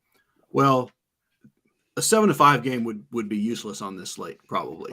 So I'm just going to say, let's say it does what it's probably going to do, but that doesn't. The Cardinals aren't super likely to score like the 18 runs that some team's going to score, just because that's the way this works. Gotcha. Okay, so you're just trying to find that one team that puts 14 up tonight. Right. Okay. Very good. There are basically 2 ways that you can go about it, because St. Louis is without a doubt the quote unquote optimal lineup that projections will sell you to today. And so it's kind of what I love about being on shows with Cheese is there's so often that we have very similar thoughts with what we want to do. We just go about building our lineups a little bit differently. So I'm running 150 today, and I decided basically, well, since I have such a tight pitching pool, I can basically get all the combinations of St. Louis. So if St. Louis is the top team like they're supposed to be, I will have each of these other teams as a secondary stack with them, with each of my pitchers. Whereas Cheese is going, this is a 10-game slate. 10 of these other teams, there's probably a 20% chance the Cardinals are the top offense on the slate, but there's an 80% chance they're not. Right. And so by going overweight on those ones, you have a higher chance of being ahead of the field, because you'll have more of that one team that happened to score 18 runs tonight. We did get enough likes for Spidey Bomb number 2, so I'm going to let it rip. We're staying in the Wrigley game. We got pitching we want to pay up for. We got some bats we want to pay up for. So what I want to do is provide some salary savers here that are going to hit home runs today. And staying in Wrigley Field, I love that graphic because not only do we got the RotoGrinders on the bomb, but we got the Agents of Fandom logo on the hat on top of Spidey there. It's just beautiful. I got Spidey here beside me with me. I don't got the mask on because it hurts my ears to put it on over the headphones, but Spidey's here beside me. And Trey Mancini is going to be knocking one out of the park, batting cleanup for the Cubs today. Baby Spidey, right? Is that? Yeah, it's a little baby Spidey here. He got a big head. Man, I like it. Okay, guys, let's kind of dive into it. We'll go position by position. We still have at least 25 minutes, but probably because it's baseball, lock is not right at 7. 7 after. So dumb. It's 7:07. That's ridiculous. Anyways, we've got a ton What of was time. not ridiculous? A sport like basketball, they tell you it's at 7, but the games don't actually start till like 7:10. The games, if they say 7:07, the game actually starts at 7:07. So it's actually less nonsense than the basketball nonsense, which makes That's it very true. fake start time. I can't argue that. You are absolutely 100% correct on that. Okay, Cheese, let's start at a little catcher talk. I see the big dumper, and he's cheap. Well, he's not that cheap, but he's good. Yeah. So because you have Wilson Contreras hitting 5th for the Cardinals, that's your mega chalk. Yeah. And Cal Raleigh is the secondary chalk. Like those two guys will soak up a huge amount of the ownership. It's hard to do, but like Will Smith being $5,900 is weird. Like, and there's no reason to play him other than that. Do you want a 4% owned Will Smith or a 30% owned Wilson Contreras? I mean, Will Smith is better than Wilson Contreras. Mm-hmm. So that's who I want, but that's hard to do. The other player that I love is Francisco Alvarez. He's $2,400. And I don't mind going cheap at catcher. There's plenty of other guys I like fine, but that's my main 4. Contreras and Raleigh as chalk. Spend up to Smith, spend down to Alvarez. Is this going to be kind of a microcosm of the slate where the two dudes are dude in Colorado, dude in Chicago, or not so much? Yes, you're going to hear a lot of that. Yes. Yeah. All right. Fair enough. TJ, any other thoughts at catcher? Sorry, my browser was exiting out there, but we're here. We're good. So my highest owned catcher today is going to be in Chicago. Second highest owned is going to be in Coors. Third highest owned in Chicago. Cal Raleigh will be number 1 for me, followed by Wilson Contreras, who I'm not going to be using outside of any Cardinal stacks, but I'm definitely not going to shy away on that ownership from including him in my Cardinal stacks. Yan Gomes batting 8th for Chicago just because of that win games. He's nice and cheap. He's somebody that I'm going to a lot. And then Francisco Alvarez is somebody I'm getting to at basically the same amount as him. But there are quite a few catchers I like today. Diaz on the Colorado side, Jonah Heim in Texas, Sean Murphy for Atlanta, and a little bit of Alejandro Kirk for Toronto. So I don't mind spreading it out at catcher today at all. Very good. Take me to first base, TJ. First base is a position today that you're probably going to need 100. You're probably going to need a home run or 2 from to have a chance. You might need 100 points. Like you it's might not, need 100 home it's runs, not impossible. 100 points from your first baseman today because it's such an aggressively good position. Paul Goldschmidt is the top play of the slate. If you want to spend down, you got Trey Mancini. You got a guy like Mike Moustakas who you can go here, but I probably want to play him at 3rd instead of 1st because we also have Pete Alonso, CJ Cron, Vlad Guerrero. You can go cheap with a guy like Nelson Cruz. You can roll with Matt Olson, who nobody's playing, Nathaniel Lowe, who nobody's playing, Freddie Freeman, who nobody's playing. And they're all just phenomenal plays today. So you're going to need 100 points. Maybe not 100 points, maybe just 100 bases. Maybe that's more. I don't know. You need 100 You're or going to need something. a ton of Sure. points. Yeah, at least 100 or something. Okay, so you're not going cheap. You're getting somebody who's getting some points. I will maybe go cheap, but that cheap player is somebody that I'm confident, like Trey Mancini, a Spidey Bomb who can hit a home run. Yeah, you can go cheap and still get the 100 points. This position is crazy. Very good. Okay, Cheese, let's talk first. I did hear a Moose Taco reference. It is Taco Tuesday, and I feel like that's clearly the play. Yeah, well, he's going to be super chalky on DraftKings because he's cheap. Not so much on FanDuel. except on FanDuel, we'll talk about him at second base, which makes him more valuable. Yes, Kevin? Oh no, I was waving bye-bye to someone who's just randomly trolling, and it's just super annoying. Okay. Like, I grow understand. up. Same guy yesterday came Bye-bye. in with a different Yeah. name, and he was It's like, so talking dumb. real- You gotta he was talking real hate random sexual people on the to internet. Dean.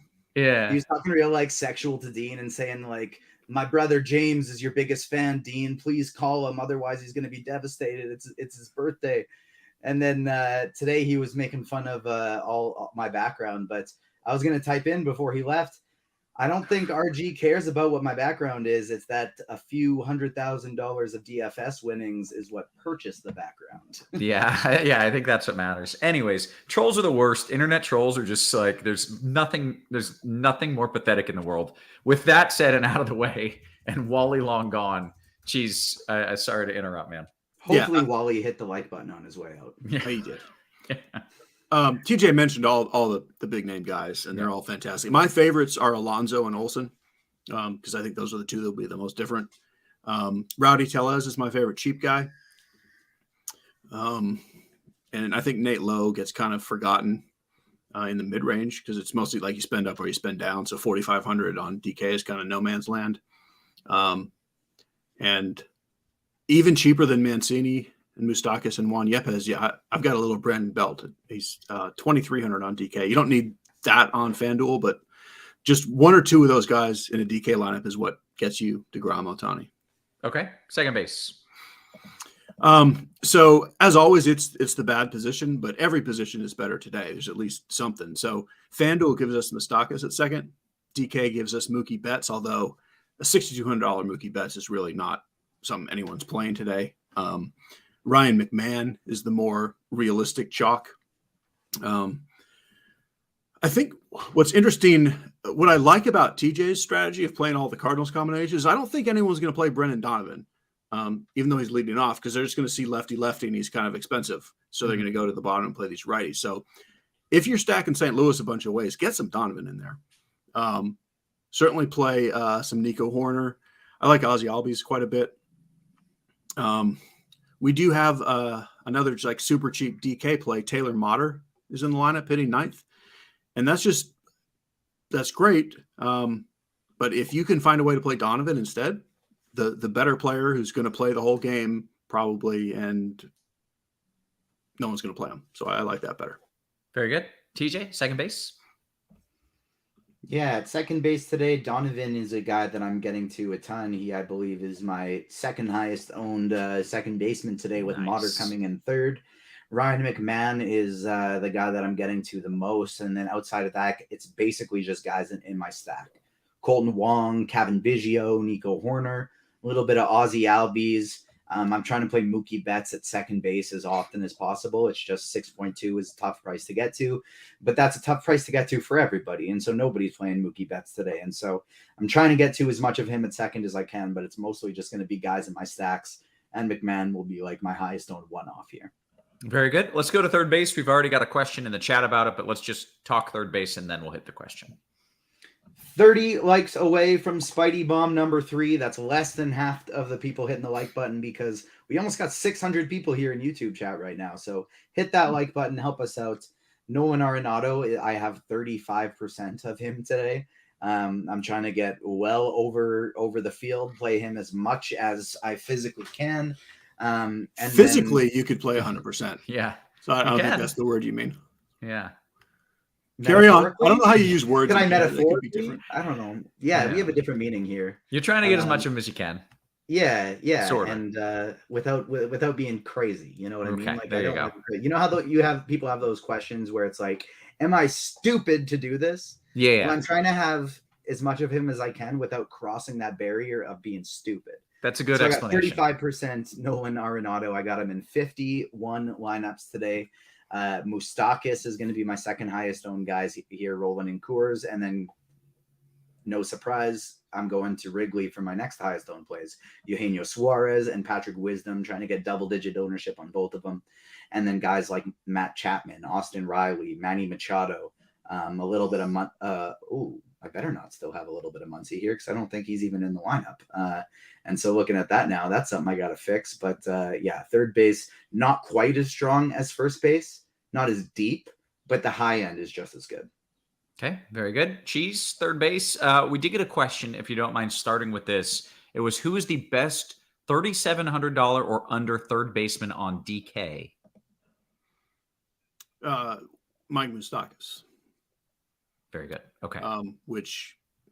What makes the DK side is more interesting than the FanDuel side because of the pricing, because you've got this Arenado, Machado, Riley, along with Wisdom, Chapman, and Suarez. Like, that's 6 guys who are also going to score 100 points. Like, you need 100. But then you got Moustakas at 2,700, which is crazy cheap. I like the expensive guys, and kind of like the same as first base. I like the ones that I think are as good as anyone else that won't be played, which puts Machado at the top of my list. Very good. And yeah, on the FanDuel side, they have a lot more positional flexibility. Like Jordan Walker's a third baseman to change up St. Louis stacks. Moustakas and McMahon are both second and third, so you can play them anywhere you want. And Suarez kind of stands out a little more on FanDuel. All right. Weather bomb of the day, by the way. We don't have a cool graphic for it. Patty the Tooth. Patrick Wisdom, Patty the Tooth. Oh, yeah. Going yard. Maybe He was almost in guaranteed. consideration. It's just a matter of how many times. Exactly. He was in consideration for a Spidey bomb, but when Tim and Dean, I believe, both called him for a home run, or maybe it was Bobby, I don't know, but it was 2 of the 3. I went, sorry, Spidey. Even though he's on your list, we can't pick him today. No, can't pick that guy. All right. I think that takes us to shortstop. Geez, maybe it's TJ back to third. I'm not sure. I lost track. Yeah, I'll do shortstop. Yep. Yeah, it's great. On FanDuel, Edman and Seager are 2,900 and 3K, and I love them so much. I like Seager a lot better personally, but like those are the 2 top plays, and you don't have to spend much more for Swanson, Lindor, Bichette, and then Profar is cheap again. To me, like Edman and Seager are the only like cash game viable plays, but any of those other guys are certainly fine in tournaments. On DK, where Edman is like $1,100 cheaper, makes me like Seager even more, just because Edman should be the guy that is played the most because he's so easy to fit in. But I don't love him. I do love Seager, and that's that. Very good. TJ, your thoughts at short? Same 2 dudes. Same 2 dudes are the top ones, and then the guy that I would throw in on the list as to one of my favorite tournament plays would be Dansby Swanson. There are some other players that I'm getting to in stacks a decent amount just because they're cheap and they fill them out, like a Orlando Arcia and a Ezekiel Tovar, Kyle Farmer, that type of guy, Luis Rengifo. But I'm also trying to get overweight on these other solid shortstops that nobody's going to be getting to in tournaments, like not nobody for Bo Bichette, but still coming in at sub 10%. It's going to be a lot less than Seager and Edman.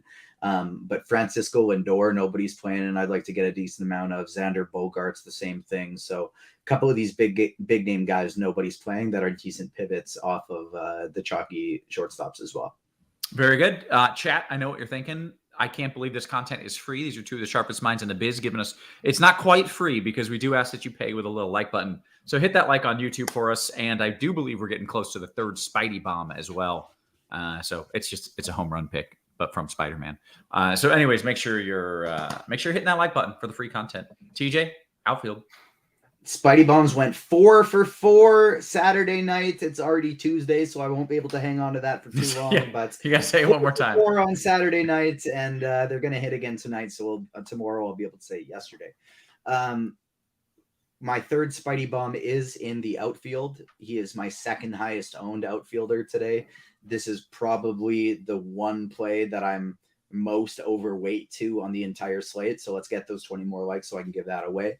My highest owned outfielder today on DraftKings, just because he's nice and cheap, he makes a lot of things work in my lineups, is going to be Jordan Walker. batting in Coors, hitting the ball really well. Great young prospect. Jordan Walker is a guy I'm getting to in a lot of my lineups, followed by Tyler O'Neill, 2 St. Louis players.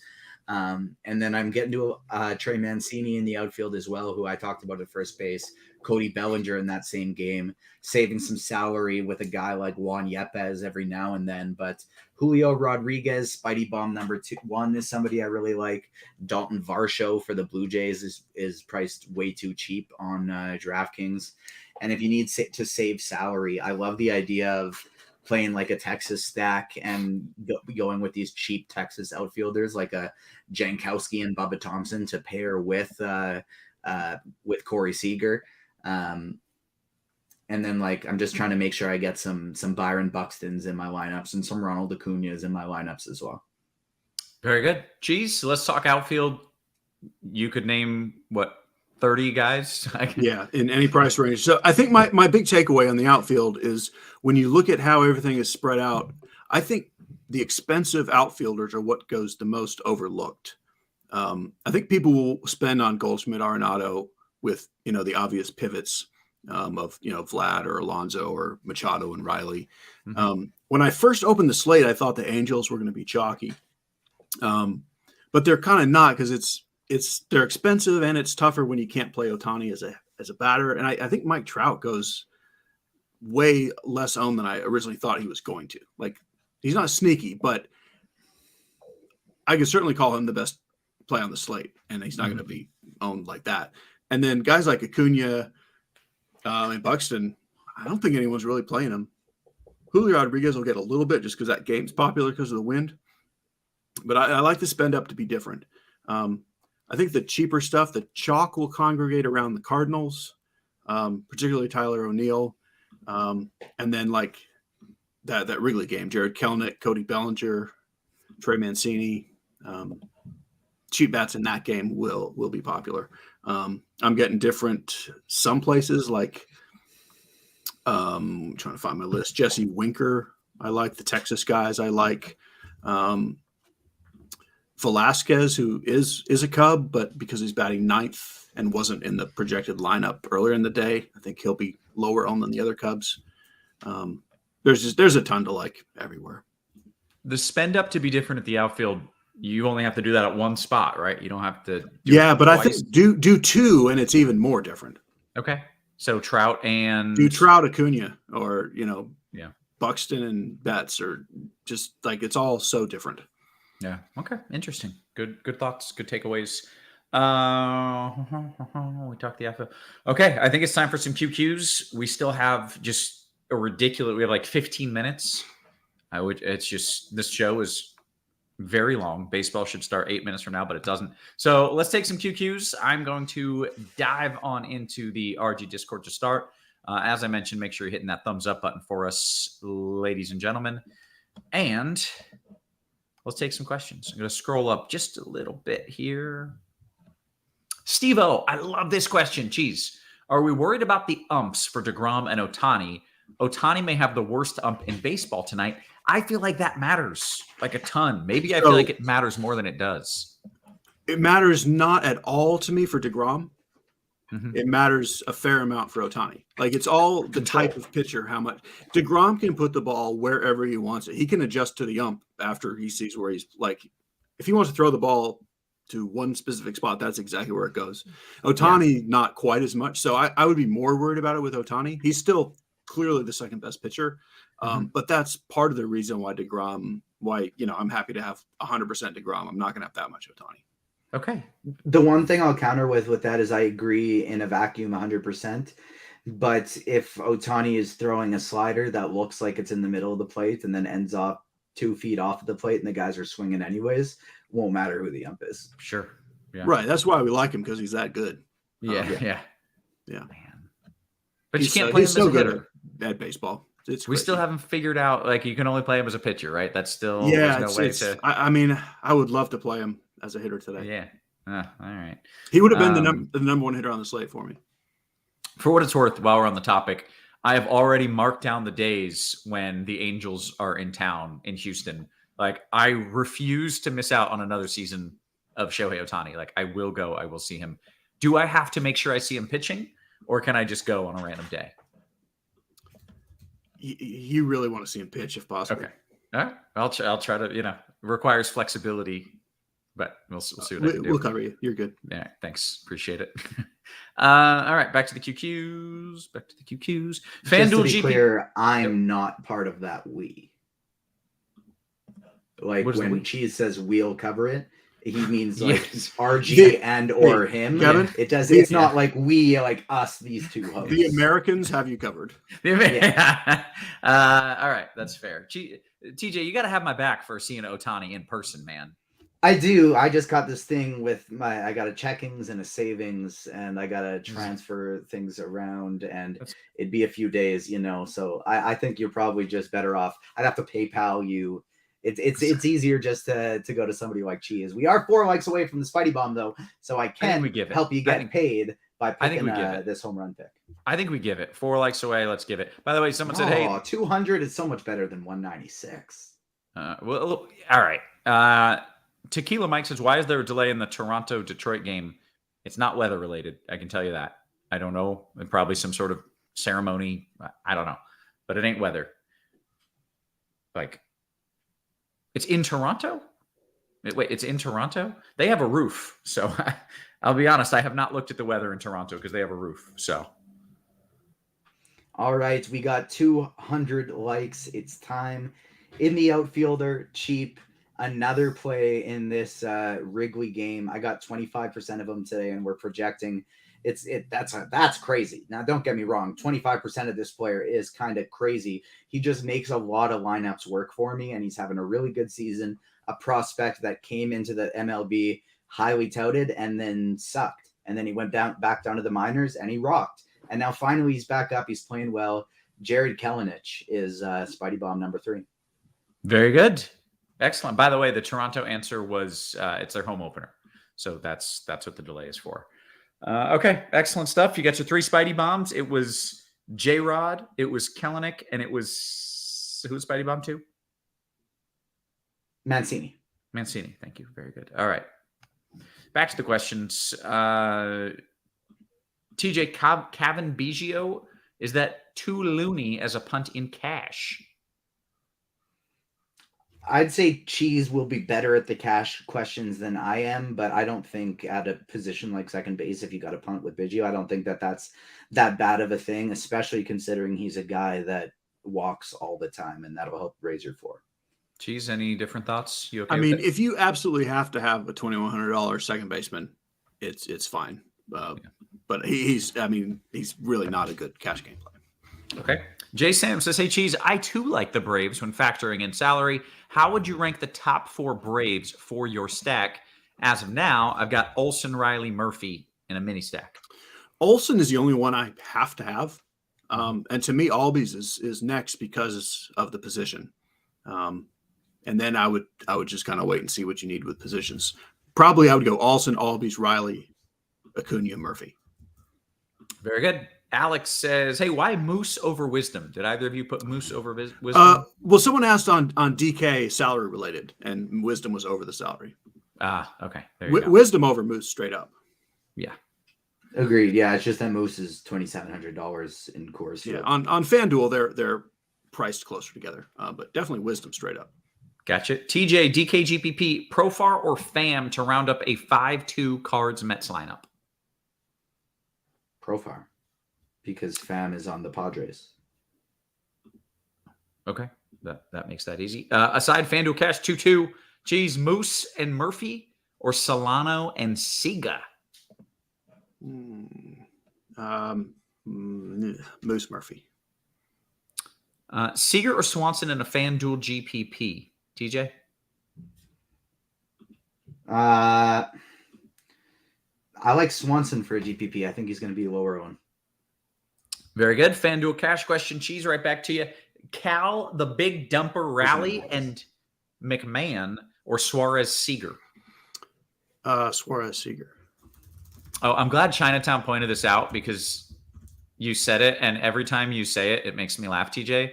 But today you both said tomorrow and sorry. Sorry. And it's so hard for me not to giggle. Like it's so good. I'm not laughing at you. I am. Appreciate how beautiful it is. Oh, I sorry. basically never will do the Aboot one, but Yeah. sorry, all the time. Yeah, that and tomorrow, they kill me, man. I really enjoyed it. But like you said it, and I'm just like, What am I supposed to say? The day after today? no. You just say it. I just know I'm not making fun of you. I just truly Wednesday. freaking enjoy it. That's all. Takeover Target says, I need a cheese home run call, and I need it now. You got mine. It's Patty's Tooth. You got 3 from this man over here. We need a cheese home run call. Cheese, who you got? Pete Alonso. Pete Alonso. That's Polar Bear Pete. it. Other nicknames. That are What's his inappropriate for What's Pete. his nickname? I can't say it. I can't. He's Polar Bear Pete to me. I can't say the other one on the YouTube. We'll get Big kicked out. Feet Pete. Big Feet Pete. That's it. That's his nickname. Let's see. DK Cash Cheese. Mater Kellenic or Castro Walker?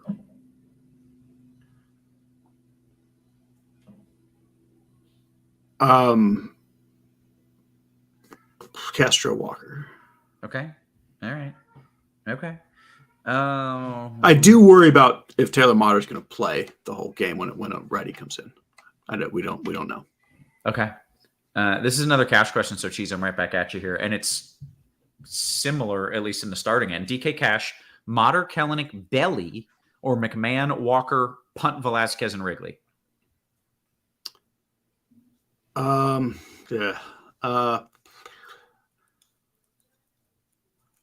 I'm happier with Velasquez than I think other people would be. As much as I love Belly, I would do McMahon, Walker, and Velasquez. Okay. Chinatown saying that touted is the next best Canadian word after sorry and tomorrow. Do you say touted funny? Touted. That sounded normal to me. I don't know. We'll see. I'll try to make you work it in I think conversation. maybe see they if it gets like Canadian. since the like kind of thing that people think is Canadians say a boot instead of about. Yeah. That maybe instead of Tooted. touted, it would be tooted. Yeah. I'm going to start calling it that. for sure. I tooted him for a home run last night. Oh man, I like it. Do TJ and Spidey ever disagree on home run calls? That's an important question before we go forward. Do you ever disagree with Spidey? No, I'm very good at DFS, but I know better than to argue the Spidey sense. He's got Spidey senses. It'd be foolish. I don't have superpowers. Like at the end of the day, I'm just the man. Okay. Ball says, Cheese, DK Cash, second baseman if it's not Mater.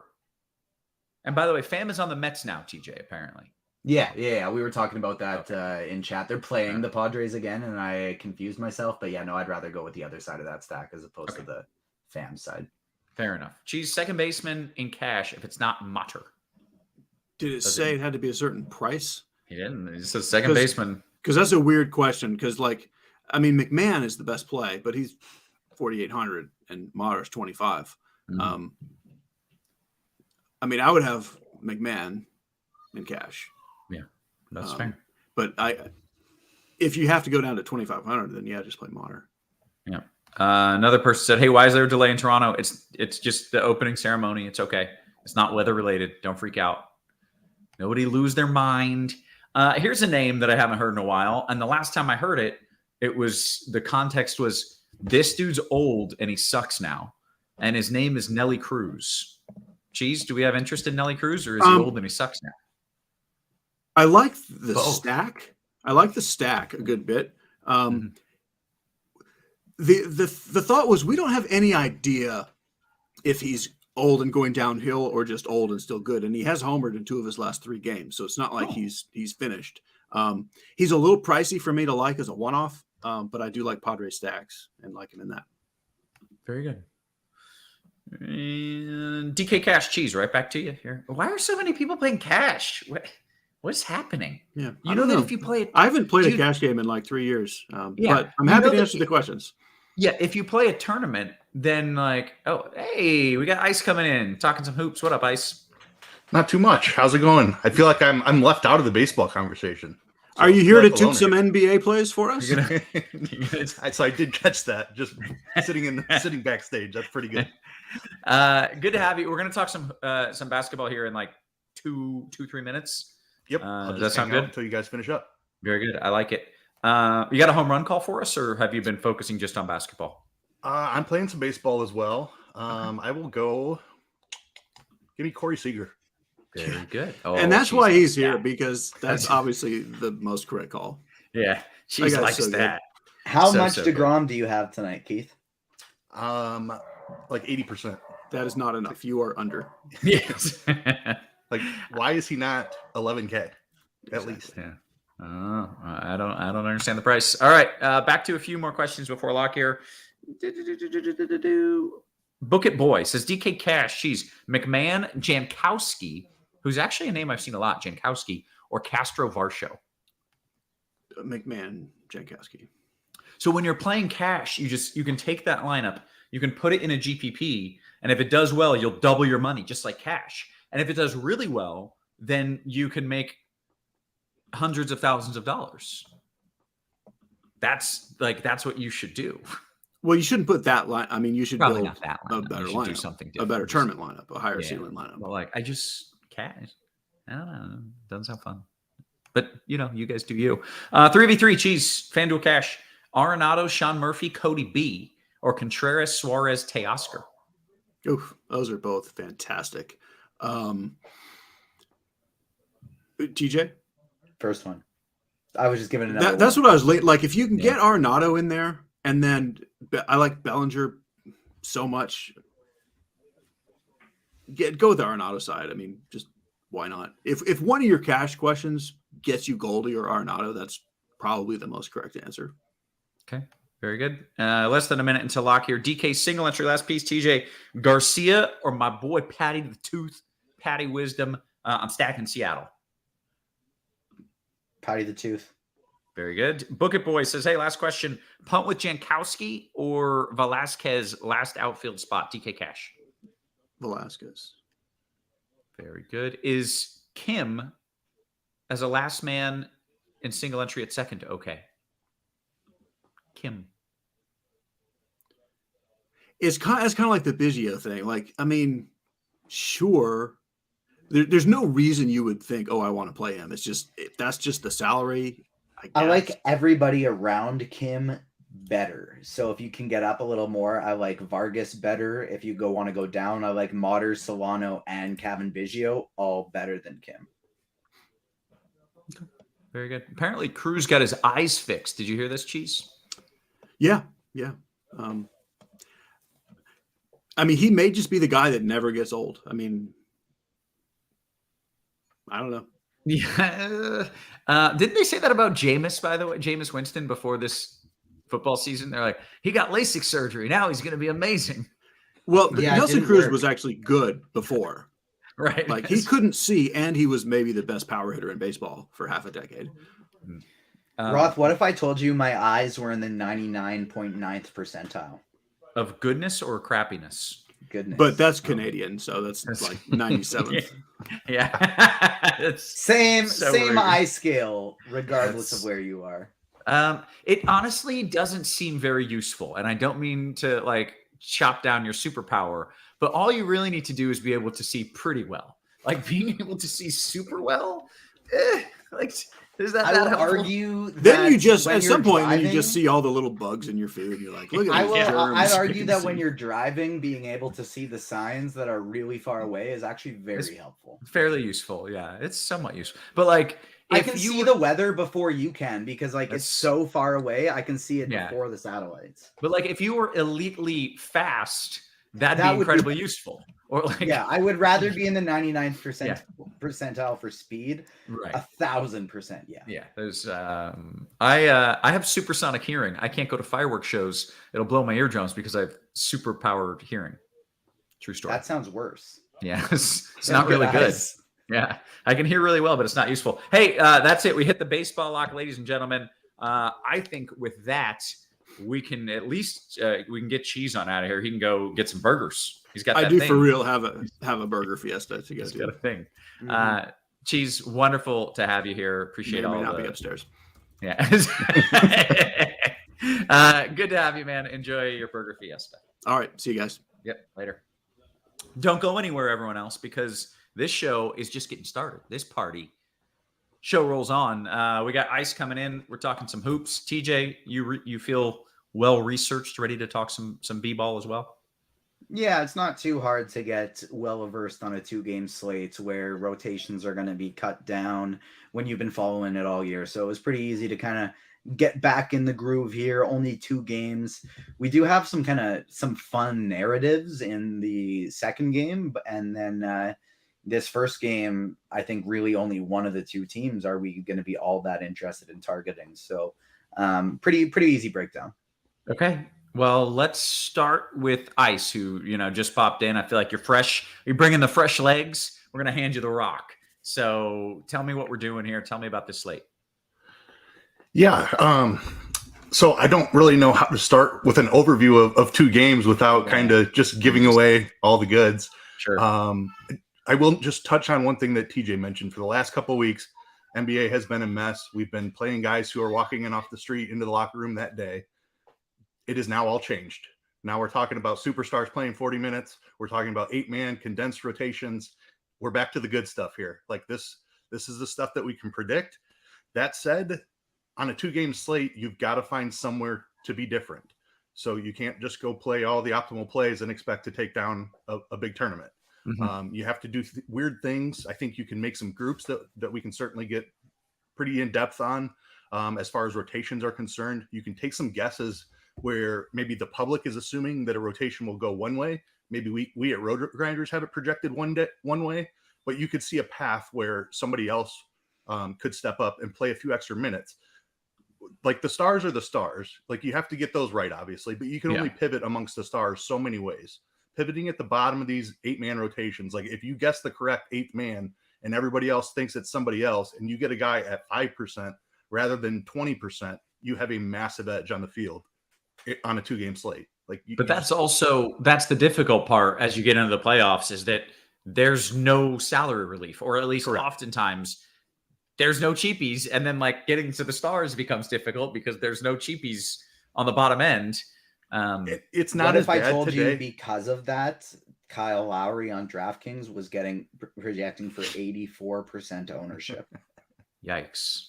Okay. They did misprice it. They missed on the price. He's 4K. Oh, he should be 5K probably. So that dynamic, and that's a tough one to try to get away from because we know pretty much what Kyle Lowry's role is going to be. He's been playing off the bench for most of the season. I think in the playoffs, there's even a possibility they could ride him harder than they had in the season. So we have a 29-minute projection on him, and he is still confirmed coming off the bench, but it wouldn't surprise me if he's playing better than Gabe Vincent halfway through the second quarter if he starts the second half and ends up at 32, 34 minutes today. Gotcha. So he's on DraftKings, he's really tough to get away from. Okay. Well, let's just kind of dive through the quick highlights or a quick build. We don't want to be here too long. It's, already it's late. I got a burger fiesta I got to get to. So, so just kind of walk me through, what we're doing. And then TJ, I want your takes next. Okay, so getting up to LeBron and AD is going to be very difficult. They're the 2 most expensive players on the slate. We've touched on only 2 games. There's not a ton of value. Minnesota does have Rudy Gobert suspended, Naz Reid is injured, and McDaniels is injured. So a little bit of salary relief in Minnesota, particularly on FanDuel. They're underpriced on FanDuel. Taurean Prince should enter the starting lineup, not confirmed yet, but that's what we're projecting. As well as Kyle Anderson. Both of those guys pretty significantly underpriced for their roles without Rudy Gobert, leading us into who do we want to spend up on if we can't afford AD and LeBron? It's very clearly for me, Karl Anthony Towns, just a little bit underpriced with no Rudy Gobert, and Jimmy Butler's not a guy that I like to play during the regular season very much because he tends to be pretty passive. Like he will let Hero take shots, he'll let Bam take shots. If you look at his rates from the playoffs last season, he's a completely different player in the playoffs. His usage rate went from 25.6% in the regular season last year to 29% in the playoffs. We have him projected to play 37 minutes. It wouldn't surprise me one bit if this game is close, if he ends up at 42 minutes. That's the kinds of things that you can expect in the playoffs. But Jimmy getting a bump in usage. Karl Anthony Towns without Rudy Gobert gets a nice 4% usage with Gobert off the court. I think those two, they fit our build. They save us enough salary to where we don't have to go too gross at the bottom. They would be the first two in the majority of my lineups. We'll get into pivots and things like that, but don't forget about those Lakers guys is all I'm going to say. Just because it's uncomfortable to get them in, they're still phenomenal plays, and the ownership on them looks amazing. I think the third stud that most people are going to today is Anthony Edwards. Like Minnesota just being a little bit shorthanded with Gobert off. Edwards stepped up in the playoffs last year. He's a dog. Yeah. Like in the playoffs, I feel like in he's that last series. Yeah. So like, I prefer Towns just because he's a little cheaper. He should get a bigger bump than Edwards with Rudy off the court, but definitely don't forget about Edwards. Unfortunately, 2 games, a lot of people are going to be popular. But Edwards is still a very fine play. If you want to take an overweight stance on Edwards and go under on Cat in tournaments, I think that's certainly a fine strategy. Those are kind of the core plays, I would say. I mentioned Taurean Prince and Kyle Anderson as the cheapies on FanDuel. If we flip it over to DraftKings, it's definitely Kyle Lowry as kind of your cheap punt play that needs to be in most of your lineups. Like as we get deeper into this and bring TJ in, we'll break down the rotations and places that you can pivot. But on DraftKings right now, like we have Rui Hachimura projected for 19 minutes, and he's grading out as one of the better values on the slate. I'm fine trying to guess the Lakers rotation a little bit better than that and get away from certain plays like that. If you think Rui has a chance to play 24 minutes, then maybe go overweight on Rui. If you think somebody like Beasley has a chance to enter the rotation, like the pivot down to Beasley at far lower ownership is something that makes sense as well. So all these secondary plays, I say we bring TJ in, let's get his thoughts on kind of the overview. And then just kind of break down and go in depth, like how we're making groups. Like just a great example, the Miami situation. I talked about Lowry and I talked about Gabe Vincent. Like one of those guys is probably going to have a pretty good game.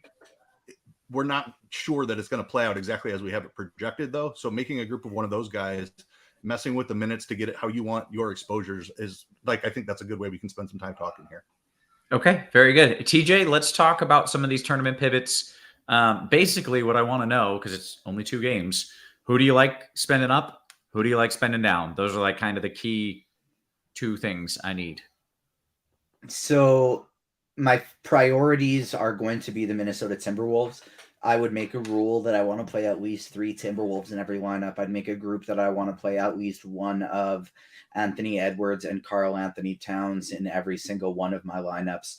And then I agree, trying to get overweight on the Lakers for tournaments. I do think I'd probably, like, don't get me wrong, I like Anthony Davis and LeBron James a hell of a lot better, but I think the one I'd want to take the stand on, the Laker I'd want to take the biggest stand on in tournaments, is D'Angelo Russell. It's a 2-game slate. We don't have that much value. Why not lean into the narrative of they just traded him and he probably doesn't want to have them knock him out of playoffs, and he's probably going to play the hardest game that he's ever played. Now, will that result into more fantasy points? Maybe not. Maybe he's just playing a little bit better of defense. Maybe he's nervous and so he plays worse. But on a 2-game slate, I don't mind buying into that narrative because he's less than 10% owned. We're projecting him for 8% owned on Fanduel, on DraftKings, and we're projecting him for 7% ownership on Fanduel. He's below 8% on both sites. He's probably my favorite tournament play on this slate. I think I'm basically going to ignore Atlanta today for the most part, other than like maybe John Collins, maybe Bogdan Bogdanovic on DraftKings. Maybe a little bit of Onyeka Okongwu at 5-1. The only player I'm going to get a lot of just because he hasn't like had his price adjusted since coming back from injury is DeAndre Hunter on Atlanta. And then on the Miami side of things, I totally agree with Keith. Like if you're playing on DraftKings today and you're playing in like obviously optimally speaking and in cash, you're playing Kyle Lowry, but just set a rule that like I want to play one of Kyle Lowry, Caleb Martin, and Gabe Vincent in every lineup. And because one of those guys will probably be in the optimal lineup today. We don't know which one it's going to be, but one of them probably will be in the optimal lineup today. Butler, I think he's a great play, especially for cash, but I'll probably be underweight. Bam Adebayo, since he's sub 30%, I don't mind that whatsoever in tournaments. I think that's a great play. My favorite Miami guy is going to be Tyler Herro, but my biggest focus today is going to be Minnesota. Very good. Okay. I feel pretty well informed, but Ice, You have more that you want to dive into here? I mean, we can do whatever you want. I don't know how long we're planning on sticking around for. But until we've said the things we want to say, and then we're gonna bounce. I think like Steve was saying, I think we want to make sure we hit some QQs here, but I think that's kind of a good for a rundown for the 2-gamer. Then we'll basically just go until we hit these QQs and then bounce. Yeah. Take a couple questions. Ice first, is there anything else you want to add before I start doing that? I do want to add something on the Atlanta rotation real quick, just because Noto's tag there on Sadiq Bey got me very interested. So I dug into that quite a bit today. Sadiq Bey in the 2 matchups against Miami this year, since he's been on Atlanta, played over 30 minutes in both of them. He got more run than Bogdanovic and John Collins. They clearly like the matchup there because that is not Sadiq Bey's like normal rotation. You can see the 26-minute projection there. He's not grading out as a great play, but Noto's a really smart guy. When he's got him tagged, that means something. If you're looking for a way to get different, Sadiq Bey as a value play is an outstanding idea, in my opinion. If he gets 30 minutes, he might be the low-owned 5K play that makes a difference. You could play a lot of chalk around that and still pass a lot of people. Very good. All right. I want to give a quick... I actually think that's a great point. I want to dive into it more, especially on DraftKings where he's cheaper than he is on Fanduel. But Fanduel, obviously, where we typically have less value, I think it's fine too. Look at this from a logic standpoint. Who starts at the 4 for Miami? It's Kevin Love. Well, what does Kevin Love do? He plays 18 to 20 minutes. Now, maybe because it's playoffs, Kevin Love will play more minutes, and maybe he plays a few fourth quarter minutes. And if that's the case, John Collins probably matches him. But as soon as Miami goes small, if this is a close game, Atlanta will go right alongside and do that too. So it'll be John Collins who is the one getting taken away from, and Sadiq Bey getting those extra ones. So I love that call as well from a tournament game theory standpoint. And then when you're in lineup HQ, make that player group. I want to play a max 1 of Sadiq Bey or John Collins, or maybe you even want to do play exactly 1 of Sadiq Bey or John Collins, depending on how many lineups you have, because there's a good chance one of those 2 plays 30 minutes. And on a 2-game slate for their prices, if they play 30 minutes, they'll probably do well. Okay. Makes sense. I want to give a quick shout out here to GR Sauce in the chat. He says, hey, I'm only playing MLB DFS, but I'm just here hanging out with us. And we love that. I wish I had another beer to cheers you, but we appreciate it. Let's see if we can get just a few of these questions, if there are any. If there's not, we're going to get on out of here. Jumping into the NBA Crunch Time channel. Here we go. Carolina guy, FanDuel single entry, Love or Prince? Love is an interesting name. Love or Prince? I feel like Prince is the chalkier play. For what it's worth, I misspoke. And Strus is the one starting for Love. It's not Love in the starting lineup today. And so I do think that makes Max Strus a somewhat interesting play as well. But that bumps Taurean Prince. That bumps Sadiq Bey to that conversation we were playing before. Like the kind of the thesis of that conversation was Miami's probably going to play small. They're probably not going to play Kevin Love all that minutes. Therefore, Sadiq Bey is a great play. So with Love not starting, that makes Sadiq Bey a better play. Gotcha. Okay. I still like Kevin Love in tournaments, though. I just want to he's probably going to play the same 20 minutes he was regardless. He's a guy that can put up 40 fantasy points in 20 minutes if he gets hot. As far as the pivot off of Prince, it's tough because Prince is probably locked in for 35 minutes. I will say the Minnesota situation is interesting, and we're not sure that Prince is going to play mid-30s minutes. The guards are who could come into play. If Minnesota goes small, and Jalen Noel is still questionable also, just something to note. But Minnesota guards, I think, are good guys to go very low on plays that you can go overweight on. Nikhil Alexander-Walker, Jordan McLaughlin, Jalen Noel if he's active. One of those guys could see extra run, and that's who I would play off Taurean Prince. Very good. Well said. And I would not roll with Austin Rivers. Like of those guys, Austin Rivers is the one that I would not take the shot on. Okay. Believe it or not. Oh, here we go. We got one more. Flying Armbar. Your 2 favorite salary relief on FanDuel not named Taurean Prince. Ice, you go first. I assume that we're talking like a large field tournament here just because I would think so. Cash doesn't make a lot of sense on a 2-game slate here. So I'm going to stick with Kevin Love. I love him in the tournaments today. Okay. TJ? depending on how cheap you are willing to go here, like I still think Kyle Lowry at 5'6" on FanDuel is fine. Probably DeAndre Hunter is the number one guy I'd go with. But then I think keep an eye on that Jalen Noel situation, because he's the type of guy that is always interesting when he plays, even in limited minutes. And then if he's out, McLaughlin and Alexander Walker would be the two guys I'd be most willing to take quite a few shots on. And if you're running up quite a few lineups today, I don't think it's crazy to take shots on Nathan Knight, because now that there's no Rudy Gobert, there's also no Naz Reid. Sorry. Mm-hmm. If Cat gets in foul trouble, or if this game gets it all ugly, Nathan Knight's really their only big, with Jared Vanderbilt, Anthony Davis sharing the court some of the time. And even when they're not out there, a much bigger lineup for the Lakers than for Minnesota. Nathan Knight might be forced into minutes, even though they don't want to play him minutes because of this. No Gobert, no McDaniels, no Naz Reid. And we're not projecting Bamba in the Lakers rotation. If Bamba gets some run here, I think Nathan Knight has potential to play 20 minutes, and he's another just massive per minute producer. Love the Nathan Knight call. Very good. Okay. Is Bam necessary on FanDuel Ice? Necessary? No, I don't think he's a must play. Okay. Ice, pretend you're dumb enough to play cash. Which Miami players must you have? Also, which Miami guys should you not have? I definitely think FanDuel. I think he's Jimmy Butler would be the first guy in for me. I don't think anybody is a must play beyond that, just because Minnesota is so cheap on FanDuel. Max Strus in the starting lineup is very interesting. I think it definitely helps his minutes floor, but I don't think he's necessarily all that safe. If I was choosing between Taurean Prince and Max Strus, assuming that Prince is in the starting lineup, it's pretty clearly Prince for me. Kyle Lowry, I think, is definitely in play. Bam's in play. I don't think any of them are must plays outside of Jimmy. Very good.